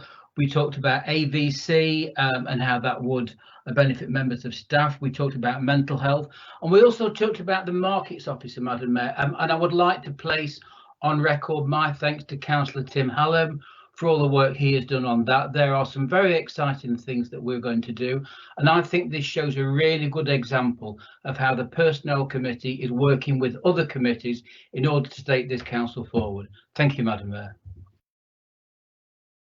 Thank you very much indeed. Is there anybody else that wants to speak on to the Personnel Committee, please? Right, which is duly noted. The report is duly noted. So we go on to the final committee, Policy and Performance, pages 47 and 48, Councillor Radulovic. Madam Chair, nothing to add. All introductions were done together tonight. Thank you. And thank you everybody for that. So we now move on to our next one, which is members' questions, number 11. And I understand that we have a question from Councillor Pringle. Is that correct? That's correct, Madam Mayor. Would you like to tell us, please? Madam Mayor, fellow councillors, officers, ladies and gentlemen who are listening to the meeting, I have a question tonight. I'm going to hope that it will get in within the 5 minutes, but please bear with me. And if you want to cut me short, just ask me to sum up, please. What I'd like to say is the residents of Trowell have been blighted since around 1994 by chemical odours. Trowell Parish Council hold the files of correspondence about that, and they all appear to emanate from industrial premises on Quarry Hill Industrial Estate in Ilkeston. The current lockdown has resulted in many residents working from home and noticing and complaining about how bad it is during the normal working day. Having read answers to informal inquiries made by a resident to Derbyshire County Council, Erewash Borough Council and the Environment Agency, I found that little control or interest has been shown, despite it having been an issue for 26 years. Working in conjunction with an affected resident, a more formal letter was sent to the previous three mentioned, with the addition of Broxtowe Borough Council. I also, on the 1st of July, in conjunction with residents, using Excel, started a log of complaints logged with the Environment Agency. As a result of these letters, we found that Derby County Council passed most complaints to the Environment Agency, as do Erewash Borough Council, but Broxtowe Borough Council apparently do not receive many, and the Environment Agency do not have any records of many complaints being logged. It's further complicated by the fact that we've been told that Erewash Borough Council do not have a system or process to record and act upon complaints received from residents of Broxtowe. Broxtowe Borough Council also do not have a system or process to record and act upon complaints from Broxtowe residents about occurrences in Erewash. Since the 1st of July, the Environment Agency has received 93 complaints from Trowell residents. They have begun to take notice. Including our current Member of Parliament, past and present MPs have been involved. But as I write this on the 6th of October, we are still being subjected to chemical odour. I, as the Ward Councillor, in conjunction with Trowell Parish Council, am now receiving every industrial planning application submitted to Derby County Council. It is accepted that regulation needs to be fair and proportionate to businesses. However, given the indisputable facts and number of complaints being made to the authorities, it is clear that regulation is not effectively protecting the residents of Broxtowe from the relentless pollution they experience. It's been a while getting to it, but here's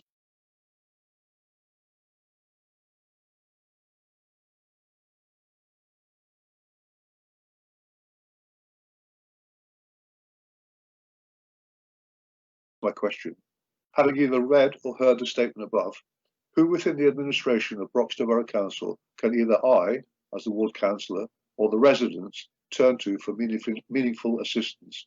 Can someone within the environmental team become a point of contact to collate inquiries and liaise with Derbyshire County Council, Erewash Borough Council and the Environment Agency? Can I also hasten to add that I'm not blaming anyone specifically. This is an issue that's been going on for a long time without resolution, and after 26 years and with current concern about harm to the environment and people, deserves more attention being paid to it. Thank you very much. Councillor Pringle. I would like to ask the relevant chair to reply, please. Councillor Lally. Thank you, Madam Mayor. Thank you for your question, Don. Gosh, 26 years, that's a long time not to be resolved, but you seem to have escalated it just at the minute. You put this question to the team, and I've received this response that I'm going to read out. That's all right. The Council's Chief Environmental or Health Officer had a meeting with the Environment Agency and Erewash Borough Council in the week of 5th of October to discuss this matter. The Environment Agency have recorded the receipt of a significant number of complaints since May about odour. There are 4 waste sites within Erewash in close proximity to each other, and evidence needs to be obtained about which of the sites are actually causing the problem. It is extremely important that complainants continue to complete and return diary sheets. We believe that the EA, the Environment Authority, do now know which premises are responsible for the odour. We have been informed that the EA, the relevant enforcing authority, have done a lot of work on this issue and have been escalating interventions. A process needs to be followed, as notice had to be given by the EA to improve the relevant company's odour management plan, and then time given to implement it. The Chief Environmental Health Officer was informed that the next phase expires at the end of October. The EA has agreed to do a newsletter shortly, which would go to local residents, local councillors, and both Erewash's and Broxtowe's MPs, as well as this council and Erewash Borough Council. The council has a duty, our council, to investigate statutory nuisance affecting our residents, even if the source is outside the borough, as it's where the impact is that is relevant. Saying that, if the site is permitted by the Environment Agency, they enforce conditions relating to the control of odour, and they would deal with investigation as to whether the permit has been breached and have other enforcement options relating to odour management on site. We would not be in a position as a Broxtowe Borough Council to take any legal proceedings without recourse to the Secretary of State. It is likely that the issue will subside over winter. I believe this has been always the case, that it's during the summer months that it becomes a bigger issue, and it'll be better under control by the spring, we hope. Virtually all complaints are received over the hotter months. Complaints, diary sheets and inquiries should be directed to the Environment Agency, and I have contact details here, Don, which we will get sent to you. I am going to ask my David Gow, my Chief Officer, and the committee, if we can take a bit of a report on this to the committee now and again, well, regularly until this issue is resolved, if it can be resolved. I hope so. Thank you. Thank you, Councillor Lally. Is there a supplementary question, Councillor Pringle? If I may, very briefly, Madam Mayor, I thank you to Pat Lally for answering. It's pleasing to hear that something is actually beginning to be done, but in a way, he just summed up the situation. I've been talking very closely to people from the Environment Agency. I talk by letter to people from Derbyshire County Council, and the big issue is that there's just no tie-up between the four. I mean, the Erewash Borough Council say, well, we only look at the ones that we permit. Anything else goes to the Environment Agency. The Environment Agency have got records. That's why I've got that Excel spreadsheet I mentioned about, because we have when a resident complains, unless they ask for a reference number, what happens is that the complaint is it's just put as a complaint, but nothing's done about it. So that's why I started in July saying to all the residents of Trowell, what you need to do is to ask for a reference number. And that's what we've been doing, and that's why we've got the 93. And what we have, I understand what Pat's just saying about it when it cools down, but this week alone, there have been over a dozen complaints about smell coming from this industrial estate. So it's not just a summer thing, it does happen all the year round. Thank you very much. Thank you. Councillor Lally, I don't think this was really a question, but do you wish to respond? No, this is a very annoying problem for residents. Let's see what we can do about it. Although Don has accepted in his preamble to his question that you know, Broxtowe Borough Council apparently do not receive many complaints about this, but let's keep logging these issues. Thank you. And Helen, I'm sorry, Councillor Skinner, I understand you wish to ask a question of Councillor Pringle. Yeah, I do. I don't know if that's the right protocol, but we're concerned with air quality in my committee, and I just wondered if it's a chemical thing, is it actually harmful to breathe it as well, or is it just an offensive smell? Can I interrupt and say that I'm sorry, I shouldn't have allowed this, and please discuss it between you. That's my fault, not yours. My apologies, and we move on now. We move on from to number 12, member speeches on ward issues, and we have 2 speeches. The first is from Councillor John Mcgrath and the second is from Councillor David Watts. So Councillor Mcgrath, would you like to speak, please?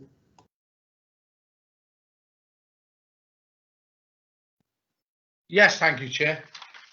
Madam Mayor. Madam Mayor, members of the Council and members of the public. This is about Stapleford West, or in fact most of Stapleford. I'd like to thank the Council for involving Stapleford within the Chilwell and Toton Master Plan, because that also involves Stapleford. But mine is around HS2. For years now, I and other members of the Council have been trying to engage with HS2 about the area around the Bessel Lane, Brook Hill and all the other surrounding areas. Myself and many residents have been to both Trow and Long Eaton to ask questions about what are the plans, and still we've had no response.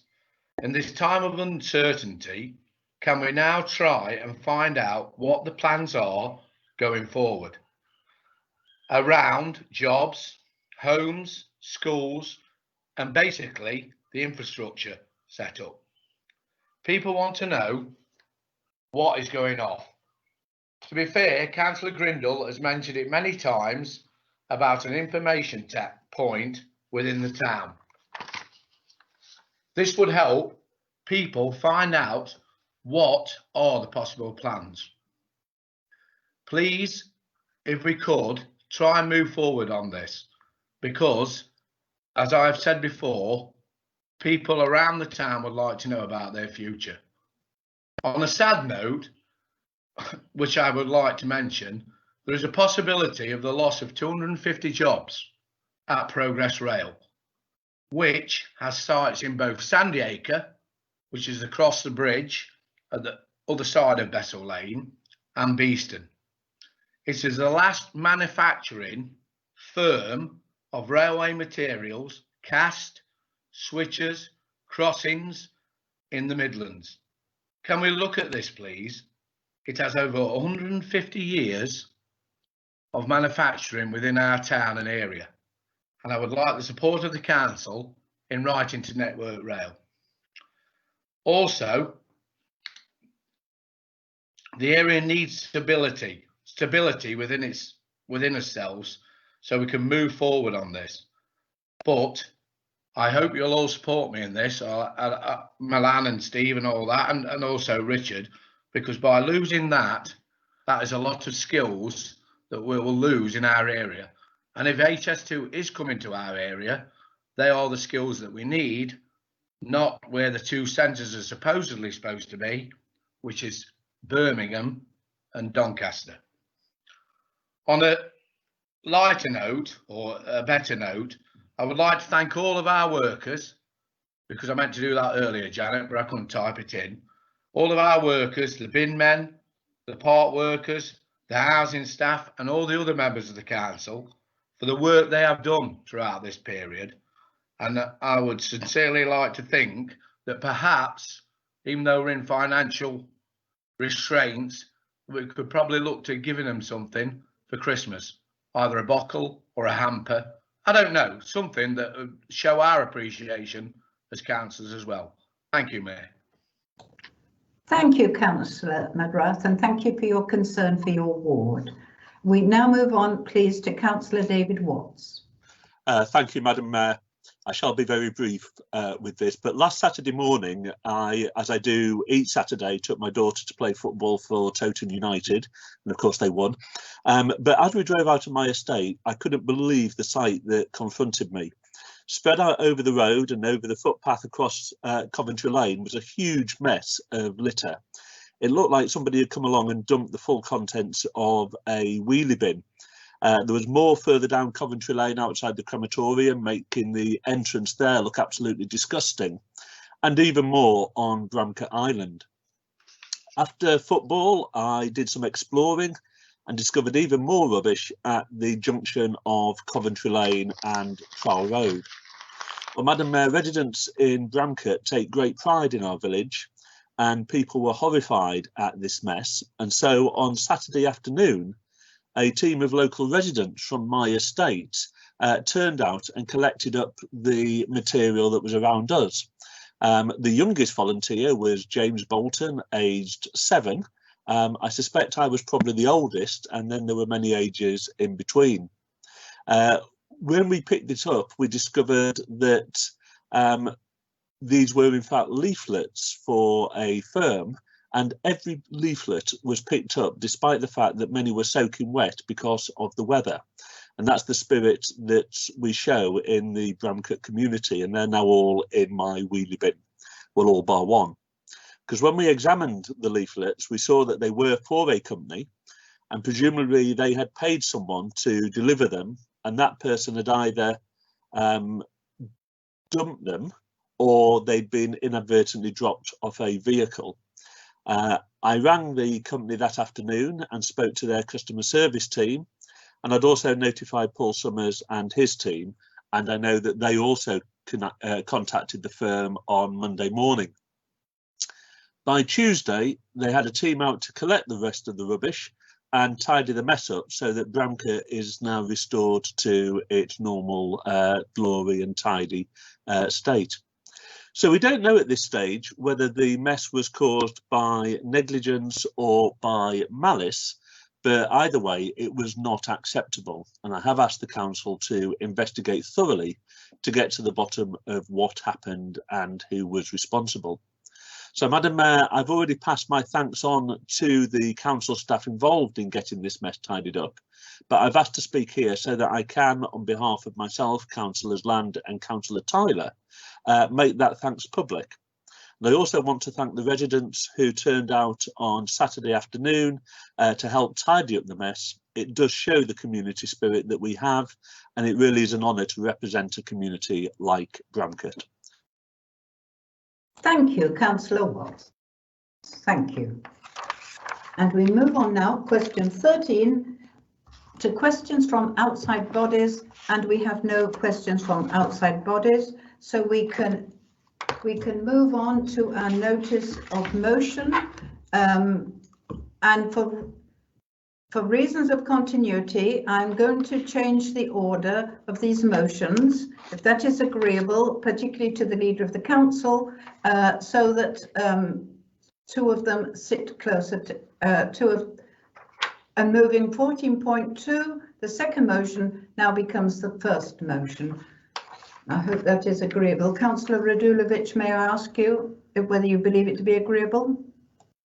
Chair, that's perfectly agreeable to me. Thank you very much. Right. So we are now on 14.2. The motion this evening regards universal basic income. So do we have a proposer, please? Yes, please, Madam Mayor, I'd like to propose this motion. Thank you. Thank you. And do we have a seconder? Yes, please, Madam Mayor, and I'd like to reserve the right to speak.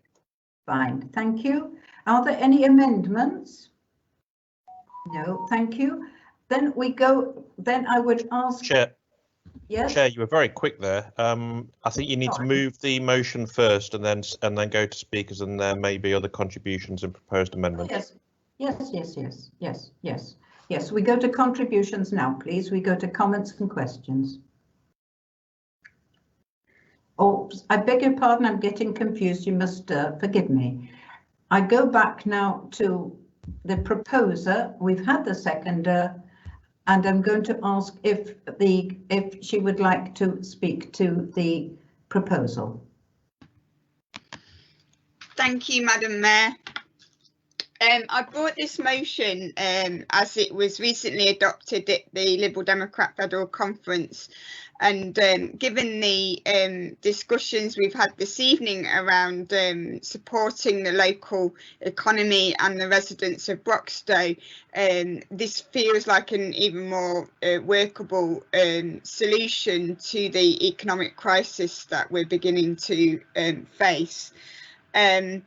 I believe we're facing a challenge with COVID, but I also believe we're facing a challenge in terms of the various projects and changes that are going on in and around the borough, and we need to ensure our residents and our businesses have financial security to be able to undertake changes and access training and establish new enterprise.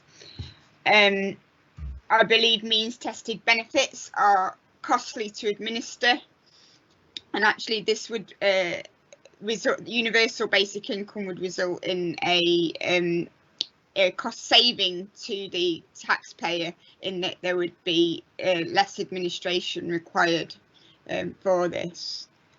I'm calling on all members to support this motion and welcome any comments or questions. Thank you. Fine, thank you. I understand Councillor Marshall would like to speak. Thank you. Thank you, Chair. Yeah, I'm speaking in support of this motion, please. The pandemic has shown that we urgently need to create an economic floor for people in this country that they can't fall beneath. And if UBI, of course, had already been in place before this crisis and everybody had a basic level of protection throughout, then the government wouldn't have been in such a panic to announce a myriad of different schemes to cover every single person's unique employment circumstances. There's significant evidence now that shows the transformative effects of UBI on reducing poverty, and with a sufficiently high enough universal basic income, you could eradicate absolute poverty entirely. And of course, this is what a progressive society should all be about. The importance is, of course, now we're entering the worst recession for several hundred years, and a basic income would act as an economic stimulus for the economy. Councillor Land touched on this, and it would give people the financial security to stop them becoming destitute and transform towns and cities, particularly outside London, in places like Broxtowe, which have been the hardest hit by 40 years of failed trickle-down economics. And this isn't pie in the sky stuff. Recent results from significant universal basic income pilots have shown astonishing results, with not only the fiscal benefits of a basic income, but particularly, and again, it's been talked about in significant detail tonight, well-being dramatically improved, as both in terms of physical and mental health, and participants in trial areas have found it easier to imagine a future for themselves and feeling far, far less anxious. But the amazing result, the most astonishing result of universal basic income trials, of course, is that employment actually increases slightly, which is the antithesis of some of the detractors of universal basic income. And in that sense, recipients of universal basic income actually work more over 12-month periods than control groups, and this completely shatters the myth that it would lead to people giving up work and thus creating an economic crisis. The reason why employment actually increases is that it replaces benefits like the job seekers allowance, and UBI eliminates the very high marginal tax rates when people come off benefits and into work. So it speaks to our values. It would give everybody in the country basic economic security, and in times like this, when we are recognising more than perhaps in most recent living memory, we are in such economic dire straits, that this type of introduction, this type of progressive measure would be a benefit to swathes of society, and indeed it would give hope where there appears to be little hope now with the direction in the strategy, certainly the economic strategy of this government. But I'd just like to finish, just in supporting the motion, I'd like to make a very, very small amendment at the it's at the end of the first sentence of the final paragraph. So at the end of the first sentence in the final paragraph, I would insert, without scrapping appropriate welfare provision or a universal basic service. And that is a nod, of course, to the fact that universal basic income goes some way, but there still needs to be a welfare net, as Councillor Land points out in the other elements of her motion. Thank you, Chair. I'll move that amendment if I may, please. Thank you. Madam Mayor, could I just ask Councillor Marshall to repeat that amendment, please? Yep. So at the end of the first sentence of the final paragraph, insert without scrapping appropriate welfare provision or a universal basic service. Madam Mayor, I'm happy to accept that amendment, obviously, if the rest of the committee approves. Thank you very much, Councillor Land. So that becomes part of the substantive motion. I believe that to be correct. And now I'm looking for speakers. Although I've seen Councillor Culler, I already have a list. I'll put you on the list. Well, can we start with Councillor Steve Carr, please? Thank you, Madam Mayor. We've already spoken tonight about the situation in our borough, and this was the situation, of course, prior to COVID, which has worsened since COVID came in. We've talked about the worsening in child poverty in the borough, which is shameful in this day and age. We've talked about the increased usage of food banks, and we've also touched on people who do not get paid when they cannot work, which is, again, should not happen in this day and age. In a liberal democracy, we must give people opportunity to thrive. And at the moment, Madam Mayor, we are not doing that. People get trapped in the benefit system. They have to prove time and time again that they are eligible to receive benefits, which again, we only have to look at universal credit and the amount of time it takes from application to actually receiving that credit. People are put off training because they feel that if they go into training, they may lose their benefits, or at the end of it, will they get a job? They feel constrained. Evidence from trials in Manitoba, in Canada and Finland say this actually encourages people to go into work, not the opposite. So to me, this is a non-brainer. And we've had this system of benefits for many years now. Whilst it's absolutely essential that universal credit doesn't completely replace those benefits, it's a way that equalises. We keep talking about being levelled up, but we never will be levelled up unless we treat everybody similarly.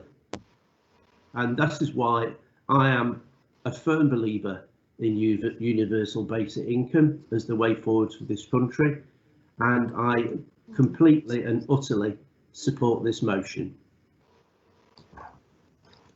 Thank you, Councillor Carr. And now we have Councillor Jackson, please. Yes, thank you, Madam Mayor. I mean, I hate to inject a note of realism in this, but you can't actually have free money for everybody. It doesn't work. It has to be paid for by somebody. We have a government which, quite rightly, has spent now in excess of £200 billion in the last 8 months on the coronavirus crisis. We don't have infinite funds.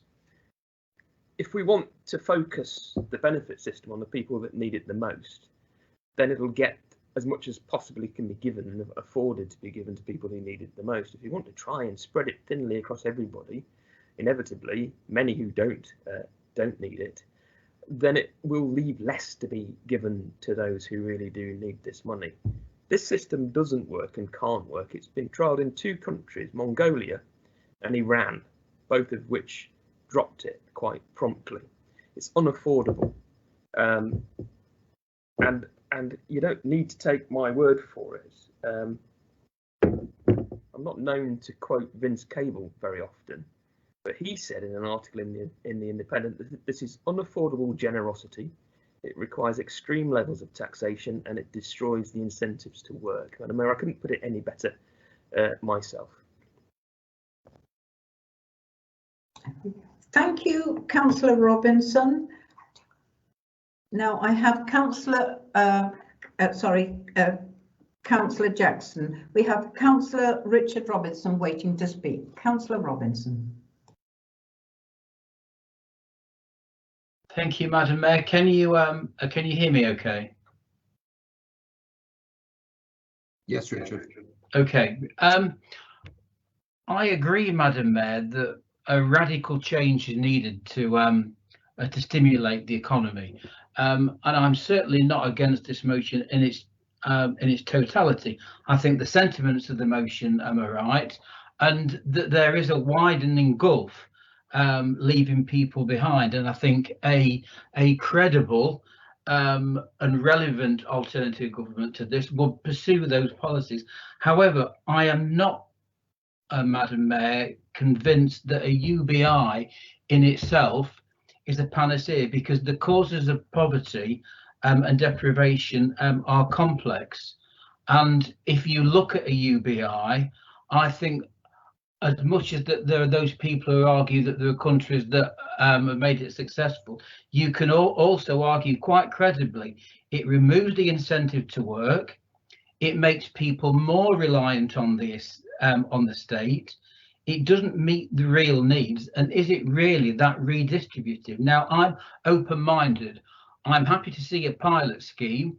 I'm not convinced of the merits of a UBI per se. What I will much prefer to see are things like a land value tax, much more early state intervention and restoration of a Sure Start and things like that, because those things will be more progressive and will benefit poorer people, but rather than have a UBI scheme that is made out to be a panacea, Madam Mayor, and I really don't think it is. I will support the motion in getting a pilot scheme, but I'm not in favour of UBI per se. Thank you. Thank you very much. Now we have Councillor Tideswell, please.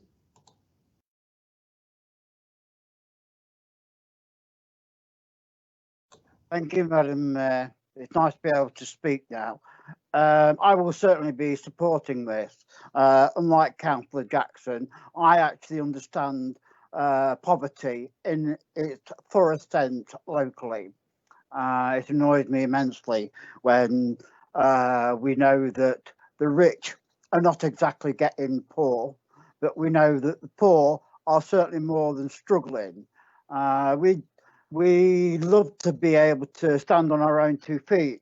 It's not a case of wanting to take from the rich, it's just wanting equal democracy. So I will certainly be supporting this issue. Thank you. Thank you. And I think we have one more, Councillor Hallam. Thank you, Madam Mayor. I'm delighted to second this, and I will, surprisingly, as the seconder and as a proud member of the Liberal Democrats who've just taken this on as national policy, I'm going to agree with my friend Councillor Robinson.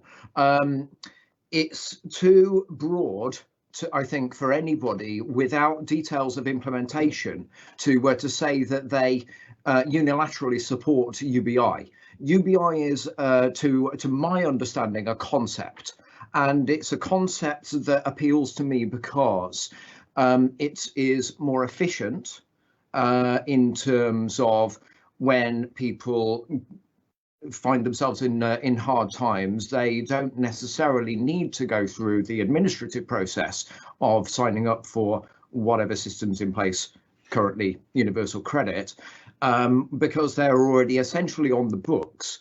Now, the benefits, as I see it, are a safety net. So to extend that analogy, how far do you want to fall before the net catches you? And that is the bit that requires some nuance.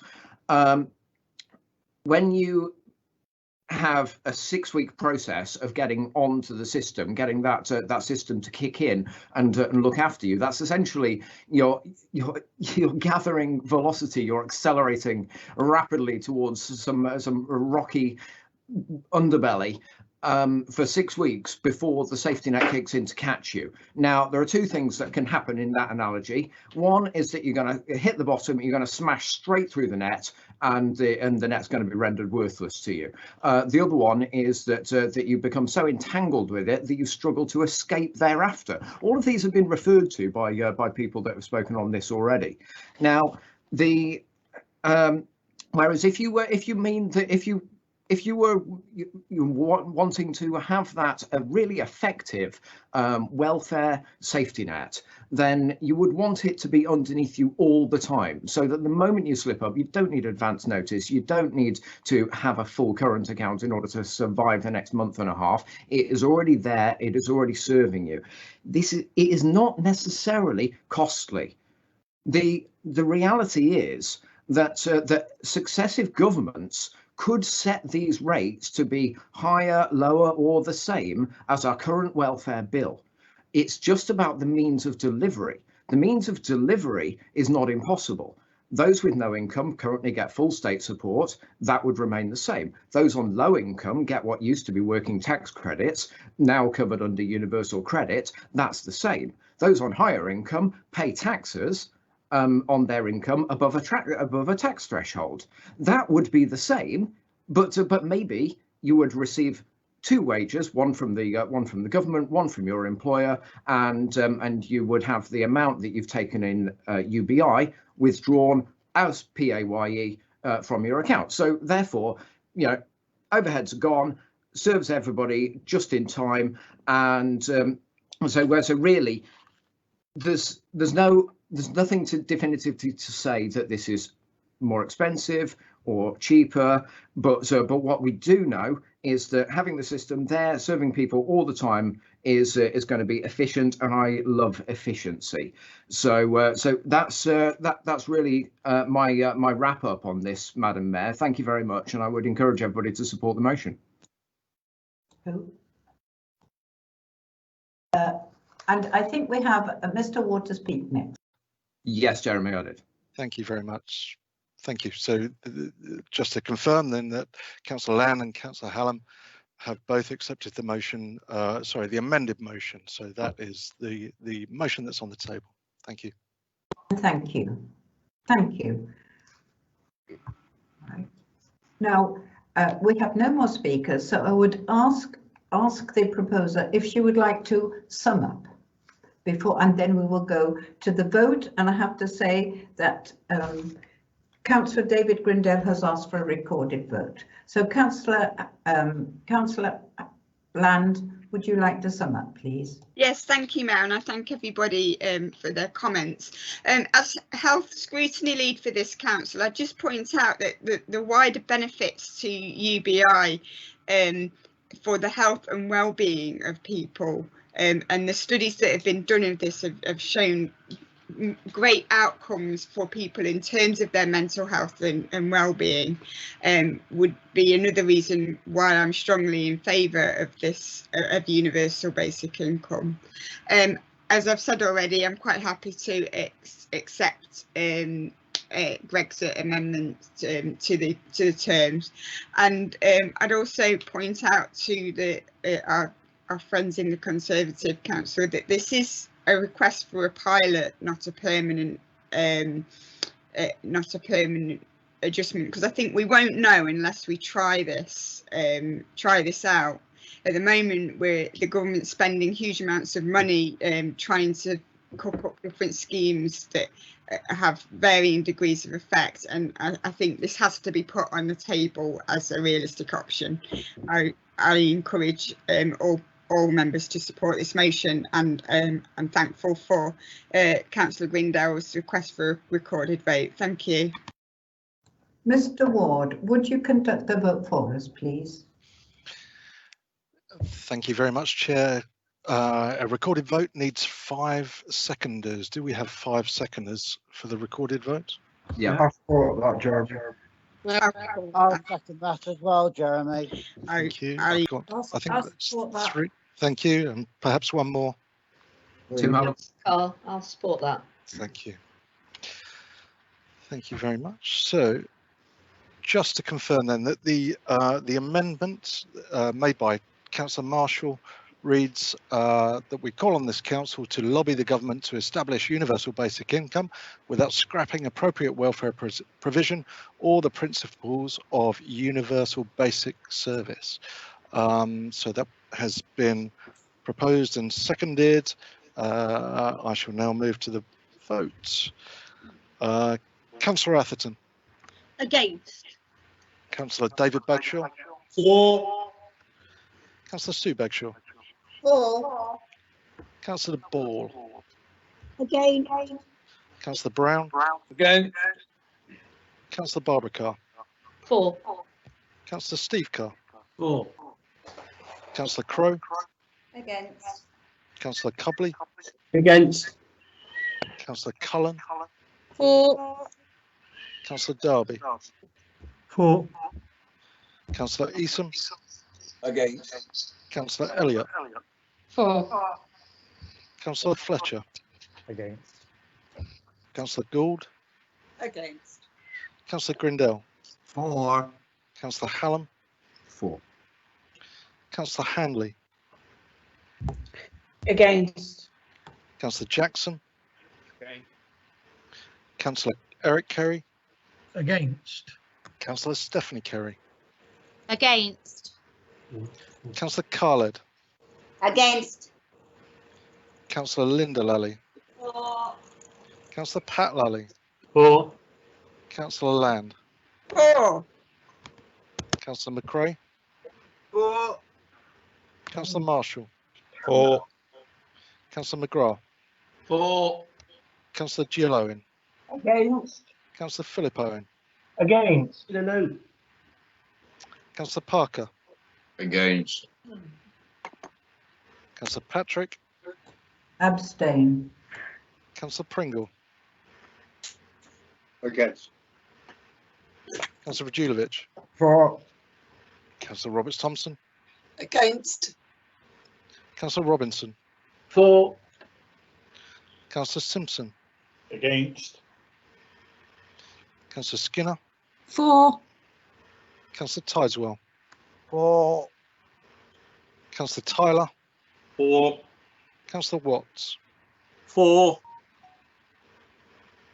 Councillor Williamson. For. Councillor Willimot. Against. Thank you, Chair. Just give me a second, please.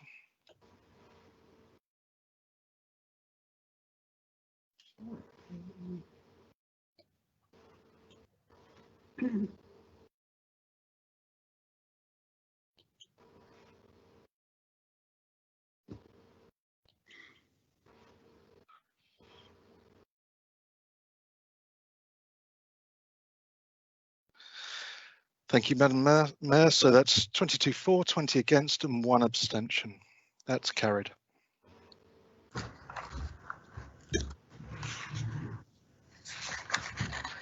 Thank you.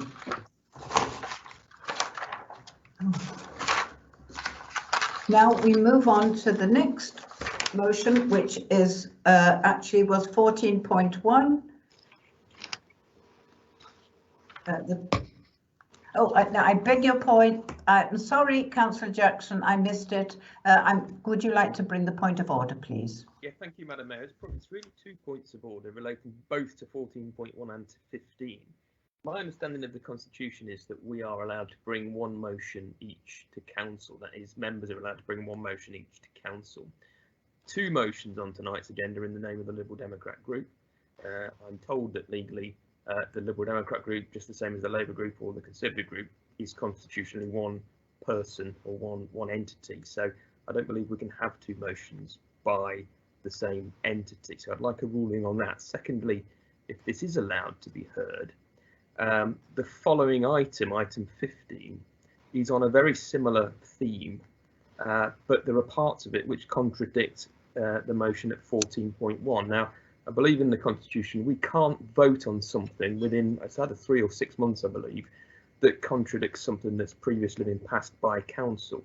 So I want to know whether item 14.1 as it stands sort of fetters our rights to approve or otherwise item 15 on the agenda, because the two just don't seem to to sit comfortably together. I will hand over to Mr. Jeremy Ward, and I would also speak myself, but let him speak first. Thank you very much, Madam Mayor. So the Constitution states that more than one motion can be put forward by one person if the Mayor agrees, and we've had permission from the Mayor for that.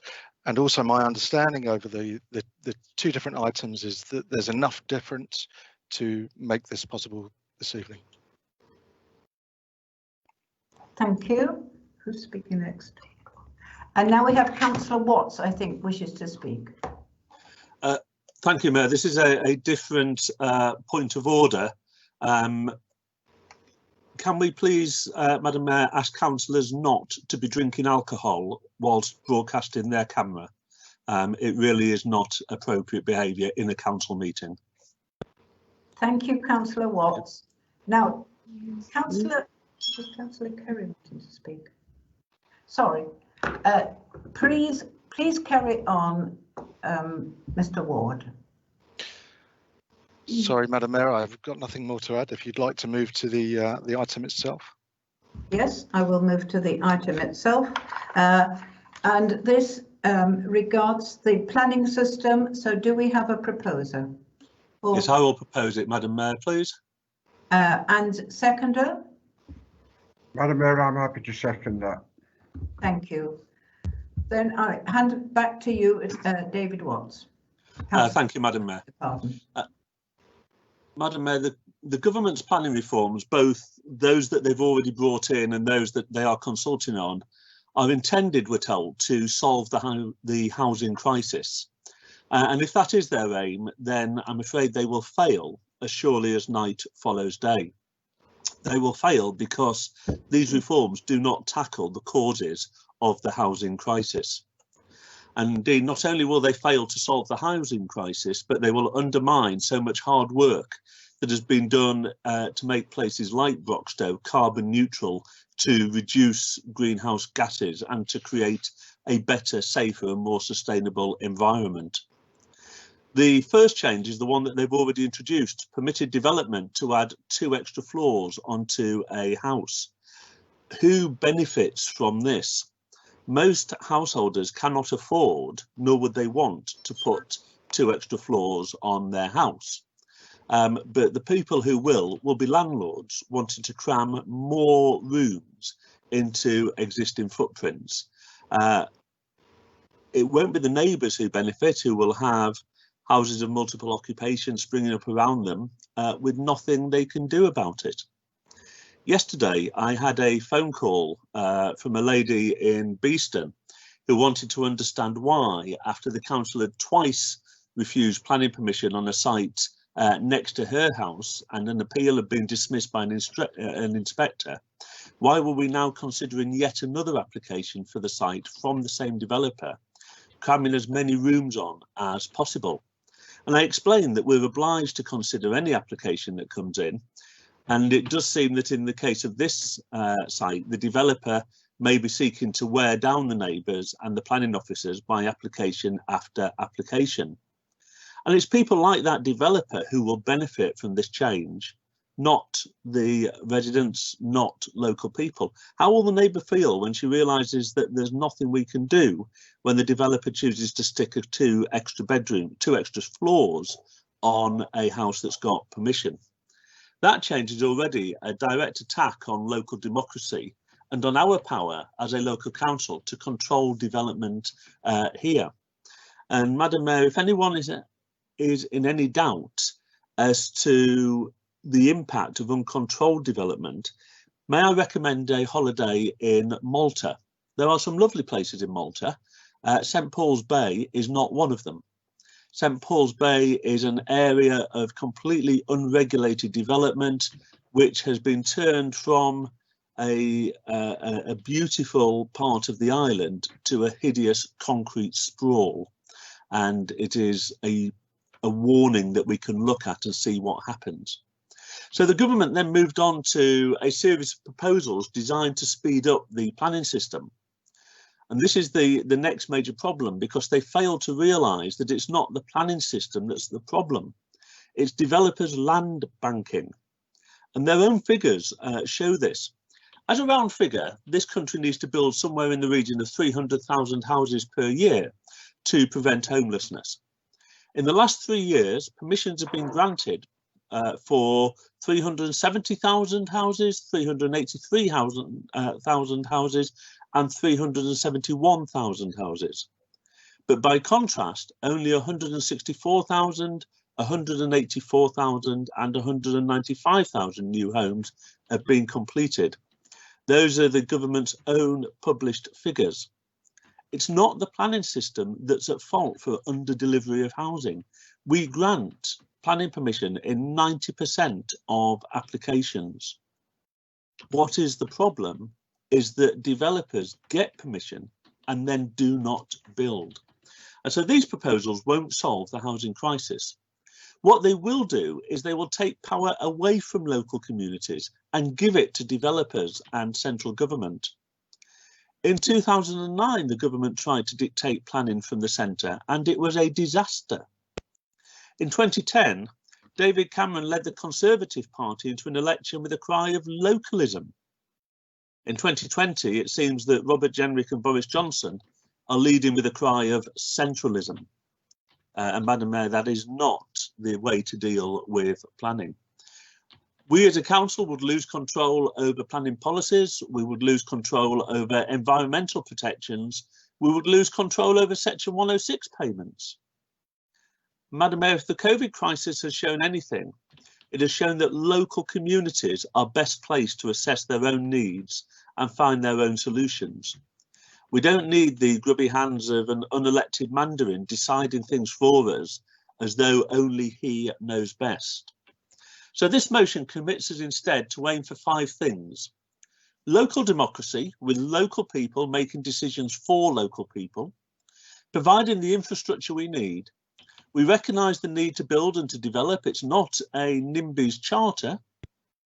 Affordable, good quality housing. And we can only get that by forcing developers to change their approach. So long as they land bank, house prices will stay high, rents will stay high, and many people will remain priced out of the market.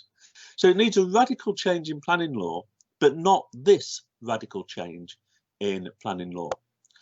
High quality housing, and we can't ensure that if sites are deemed to have planning permission already. Developers will use the cheapest methods and cram the most homes in. And if anyone doubts that this will happen, look at the site of the old Spices restaurant at the top of Woollerton Vale, just into the city.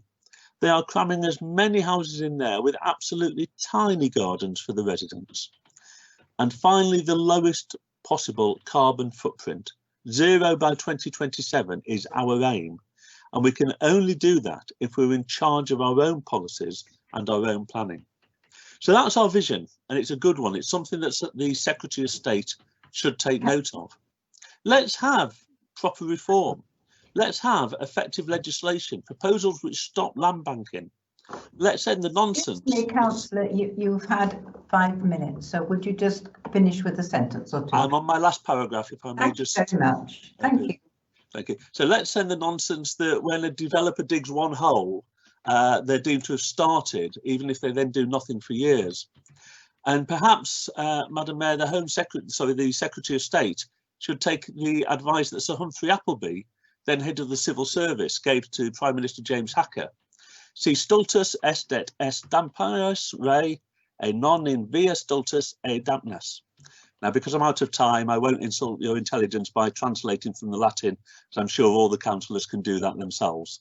Thank you, Madam Mayor. Thank you very much, Councillor Watts. Now I open it to the floor. Have we got any questions or comments, please? If there is nothing anybody else wants to say,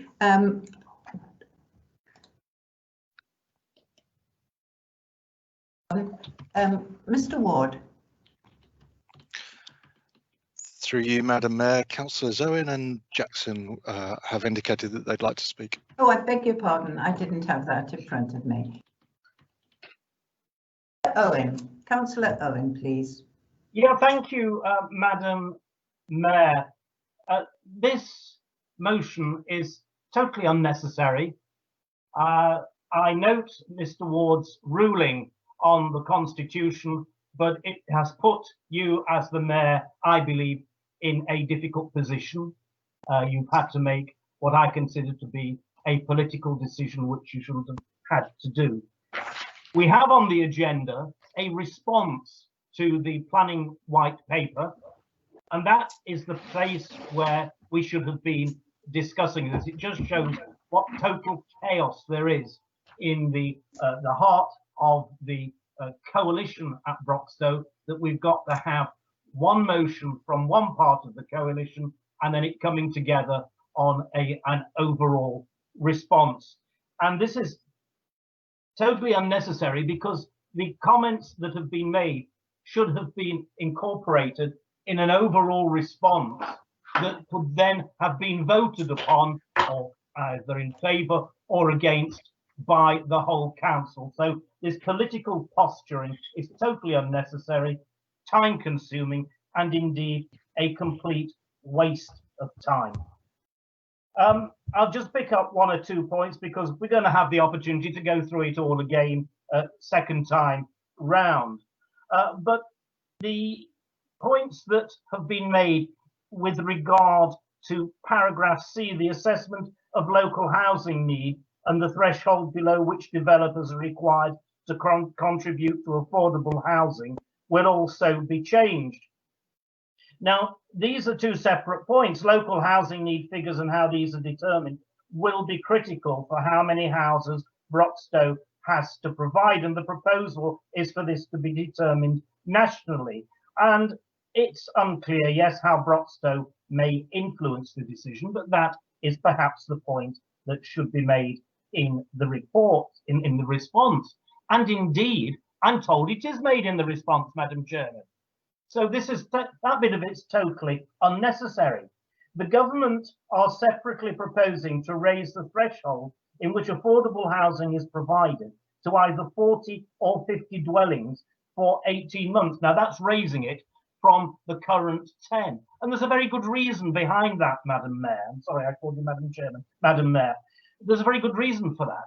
It's because the government are keen to support and encourage smaller builders. What they want to do is to split these large sites that come for development into smaller sites that can be then given out to local builders who would be capable of delivering those smaller numbers of houses, rather than having one developer develop out a whole site over a long period of time. And this, it's thought, may well help to diffuse the idea of land banking and a slow rate of progress in building properties.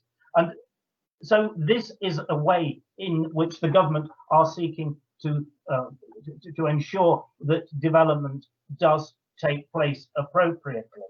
Now, there's another point where it says, where are we? Paragraph little I. The proposals do not sufficiently take into consideration the Climate Change Act of 2008, provisions that address carbon dioxide emission standards for future housing stock. Well, Madam Mayor, there are 13 references to addressing climate change in the white paper. I mean, how many more do you want? 15, 20, 25? Good heavens above. This is a nonsense. And paragraph J, the proposals put at risk archaeology and heritage. Put at risk archaeology and heritage by undermining pre-commencement archaeological conditions in the development process. Well, I accept that this is probably not covered in the response, but it's almost unheard of to put archaeological conditions on applications. Now, I know I'm coming to the end of my 5 minutes. Yes. I can tell from the look on your face. There's a lot more. There's a lot more. You're enthralled. I can tell that, Madam Mayor. You're enthralled. There's a lot more I could say in destroying this particular nonsensical motion, but but I'll accede to your request to bring my comments to a close. Needless to say, I shall be voting against this, and I'm quite happy to do that on a recorded vote. Thank you, Madam Mayor, for your indulgence. I hear you and I thank you, Councillor Owen. Now I have I have three more speakers. I am aware that we are now gone past 10 o'clock, so I would ask you to be as brief as you can, making your points, but not to water them down. Could we have Councillor Jackson, please?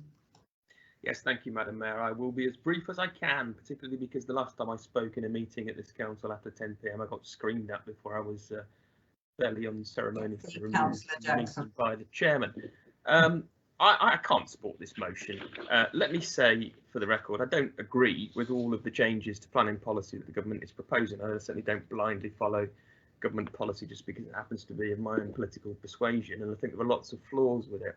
And to that end, as a group of this council, we should be putting forward our own response to the consultation. I mean, we could waste everybody's time tonight in trying to amend this into something that we might all kind of support and water it down.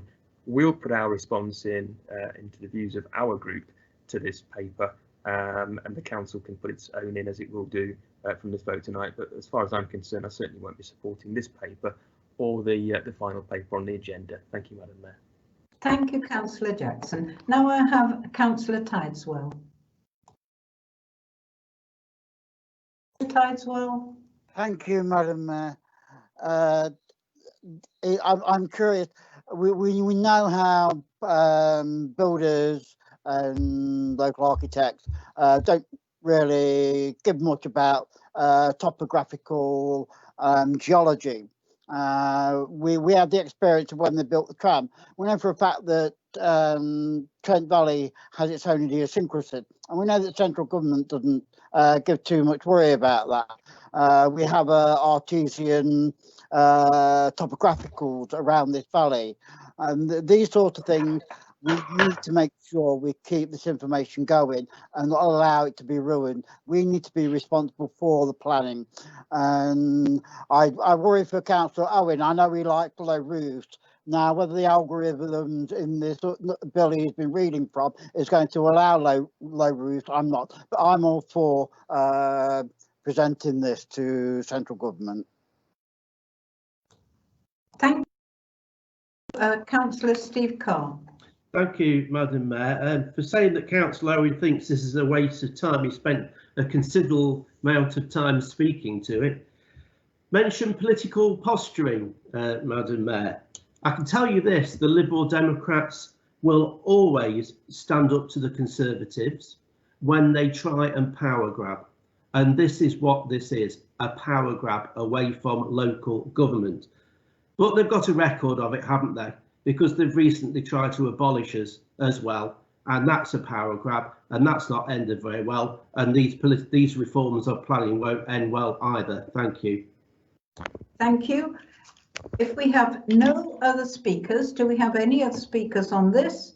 Then I would ask if the proposer wants to sum up, and then after that we will have the vote taken by Mr. Ward. Thank you, Madam Mayor. So we were told it was political posturing, time consuming and a waste of time. I hadn't realised that was Councillor Owen's introduction to his own speech, but it summed it up extremely well. Councillor Jackson says that there are things wrong, but he doesn't tell us what they are. Councillor Tideswell and Councillor Carr, thank you very much for your response. And in answer to the several text messages I've been sent over the past few minutes from various councillors, that Latin phrase translates as you must do this, if you must do this damn stupid thing, don't do it in this damn stupid way. Thank you, Madam Mayor. Fine. Now I'm going to, I've heard that Councillor Grindale has again asked for a recorded vote. I will second that, please. I will second that, Councillor Land. I made already. Thank you very much then, Madam Mayor. Councillor Atherton. Against. Councillor David Bagshaw. For. Councillor Sue Bagshaw. For. Councillor Ball. Against. Councillor Brown. Against. Councillor Barbara Carr. For. Councillor Steve Carr. For. Councillor Crowe. Against. Councillor Cubley. Against. Councillor Cullen. For. Councillor Darby. For. Councillor Eason. Against. Councillor Elliott. For. Councillor Fletcher. Abstain. Councillor Gould. Against. Councillor Grindale. For. Councillor Hallam. For. Councillor Handley. Sorry, Councillor Handley, could I just ask you to repeat that, please? Against. Thank you. Councillor Jackson. Against. Thank you. Councillor Eric Kerry. Against. Councillor Stephanie Kerry. Against. Councillor Carled. Against. Councillor Linda Lally. For. Councillor Pat Lally. For. Councillor Hannah Land. For. Councillor McRae. For. Councillor Marshall. For. Councillor Mcgrath. For. Councillor Jill Owen. Against. Councillor Philip Owen. Against. Councillor Parker. Against. Councillor Patrick. Abstain. Councillor Pringle. Against. Councillor Radzilovich. For. Councillor Roberts Thompson. Against. Councillor Robinson. For. Councillor Simpson. Against. Councillor Skinner. For. Councillor Tideswell. For. Councillor Tyler. For. Councillor Watts. For. Councillor Williamson. For. And Councillor Willimott. Against. Thank you, Madam Mayor. If you'd just give me a couple of seconds.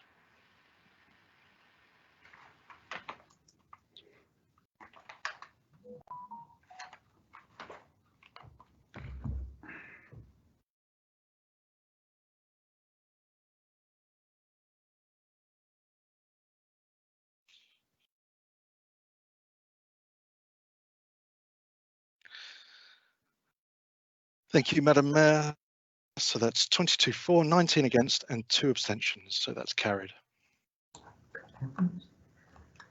Thank you. Now we move on to our last item on the agenda, planning for the future, response to consultation, pages 51 to 60. Who is going to propose this item? Madam Mayor, I propose that this item be adopted and sent as our response to the Secretary of State. Second, Madam Mayor. And do we have a seconder? Yes, Councillor Carr. Councillor Carr, thank you. Then I open, then do you wish to enlarge on that at the moment, Councillor Radzilovich? No, Madam Mayor, I think the debate on the previous item covered most of the issues. Thank you. I see, Councillor Hallam, that you wish to speak. If you could be brief, please. Madam Mayor, I always try to be brief. Sometimes I fail. All I want to say on this is that this is not an opinion piece.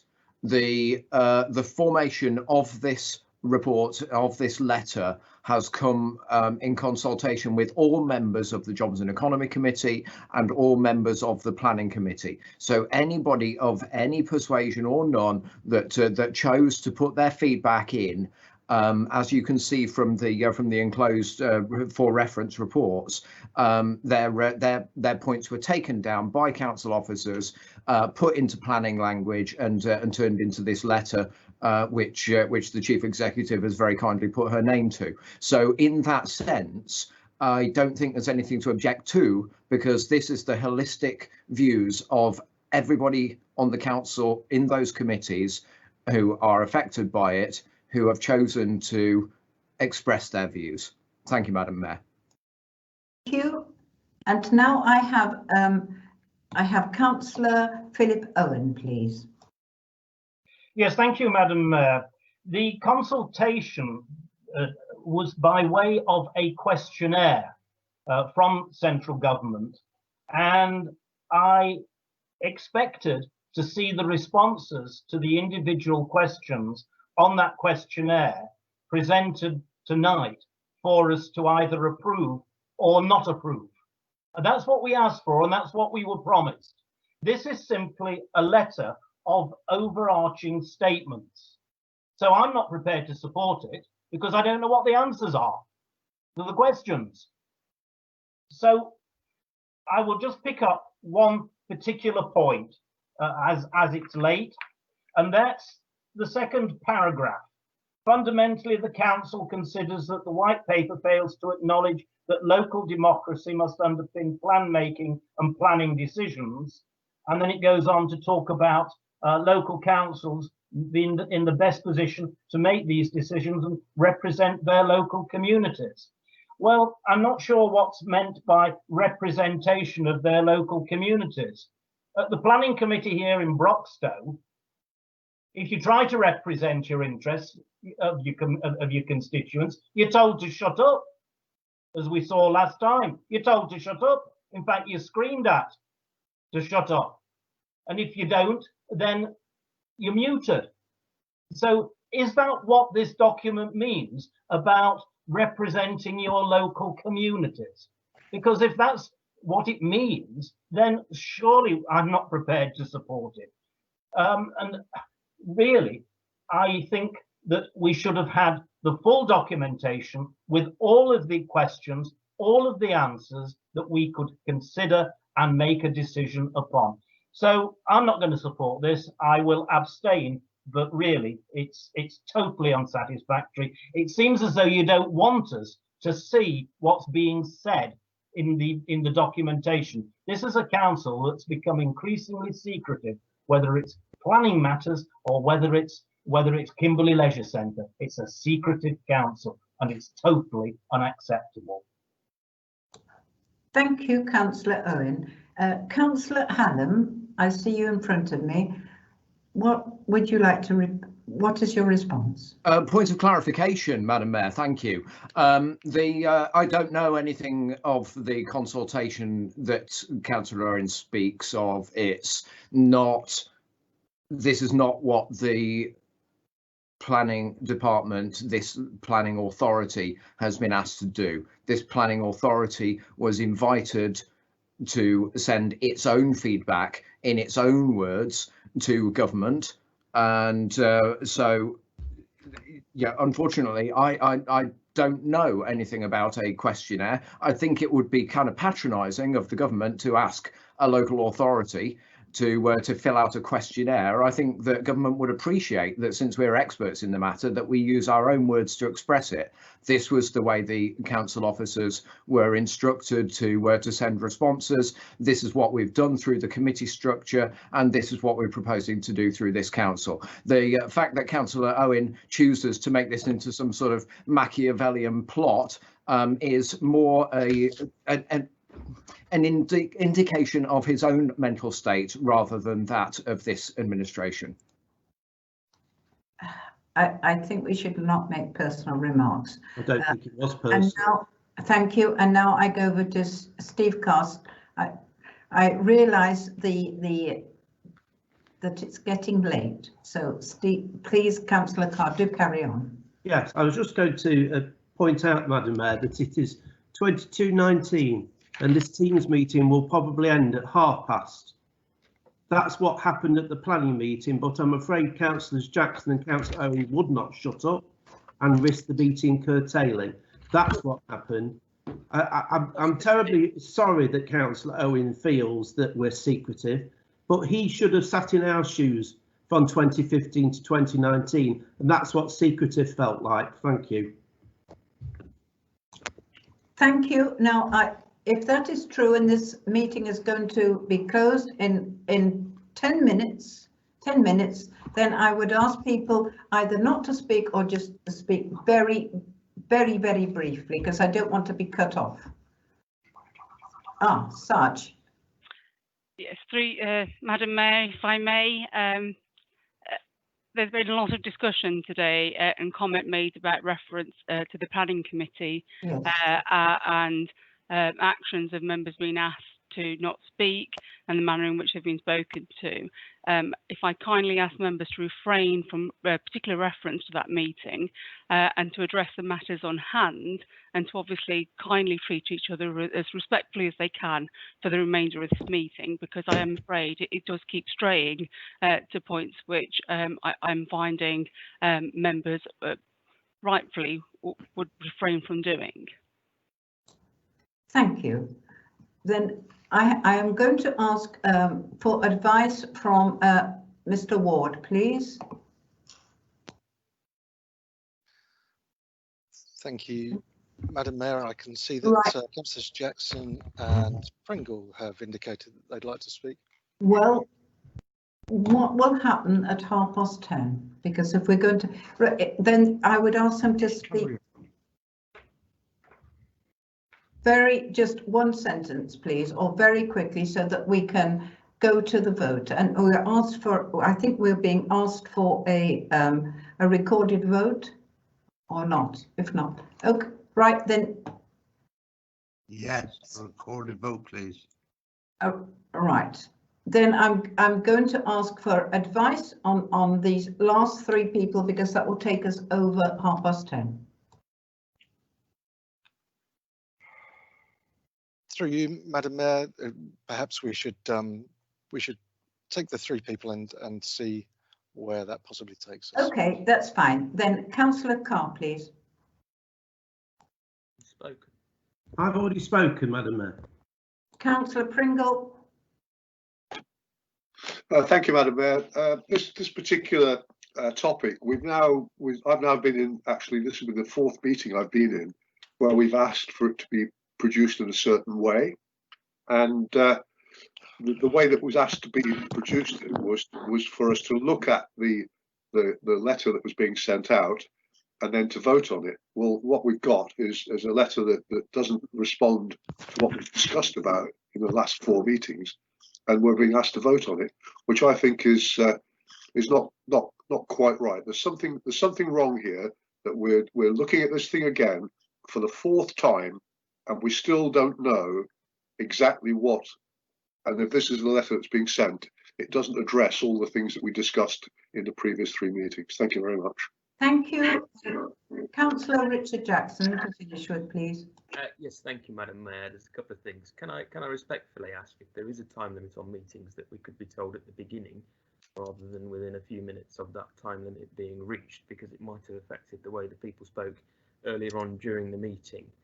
Can I also, in response to what the new monitor officer said, and we should welcome her to her position, it's the first full council meeting, that can I ask, please, Councillor Hallam, consider the remarks that he made about a fellow councillor's mental state, and to make an apology here and now, rather than this being turned into some sort of drawn-out complaint issue. Certainly, I meant to say state of the member's opinion rather than imply anything about their mental state. That was clumsy terminology on my part. I apologise to Councillor Owen. Thank you, and over to Mr. Jeremy Ward, please. Thank you, Madam Mayor. So I understand that Councillor Grindale has called for a recorded vote. Did we hear 5 seconders, please? I'm happy to second that. And maybe that, Councillor Carr. Thank you. And two more. Seconded, Tyler. Lovely. Councillor Watts. I'm Colin Tide, Rob. So, Councillor Atherton. Abstain. Councillor David Bagshaw. For. Councillor Sue Bagshaw. For. Councillor Ball. Against. Councillor Brown. Abstain. Councillor Barbara Carr. For. Councillor Steve Carr. For. Councillor Crowe. Abstain. Councillor Cobley. Abstain. Councillor Cullen. For. Councillor Darby. For. Councillor Eason. Abstain. Councillor Elliott. For. Councillor Fletcher. For. Councillor Gould, Abstain. Councillor Grindale, 4. Councillor Hallam, 4. Councillor Handley, Abstain. Councillor Jackson, Abstain. Councillor Eric Kerry, Abstain. Councillor Stephanie Kerry, Abstain. Councillor Khaled, Abstain. Councillor Linda Lally, 4. Councillor Pat Lally, 4. Councillor Land, 4. Councillor McRae, 4. Councillor Marshall, 4. Councillor McGrath, 4. Councillor Jill Owen, Abstain. Councillor Philip Owen, Abstain. Councillor Parker, Abstain. Councillor Patrick, Abstain. Councillor Pringle, Abstain. Councillor Radulovich, 4. Councillor Roberts Thompson, Abstain. Councillor Robinson, 4. Councillor Simpson, Abstain. Councillor Skinner, 4. Councillor Tideswell, 4. Councillor Tyler, 4. Councillor Watts, 4. Councillor Williamson, 4. and Councillor Willimott. Abstain. Thank you. Just a second.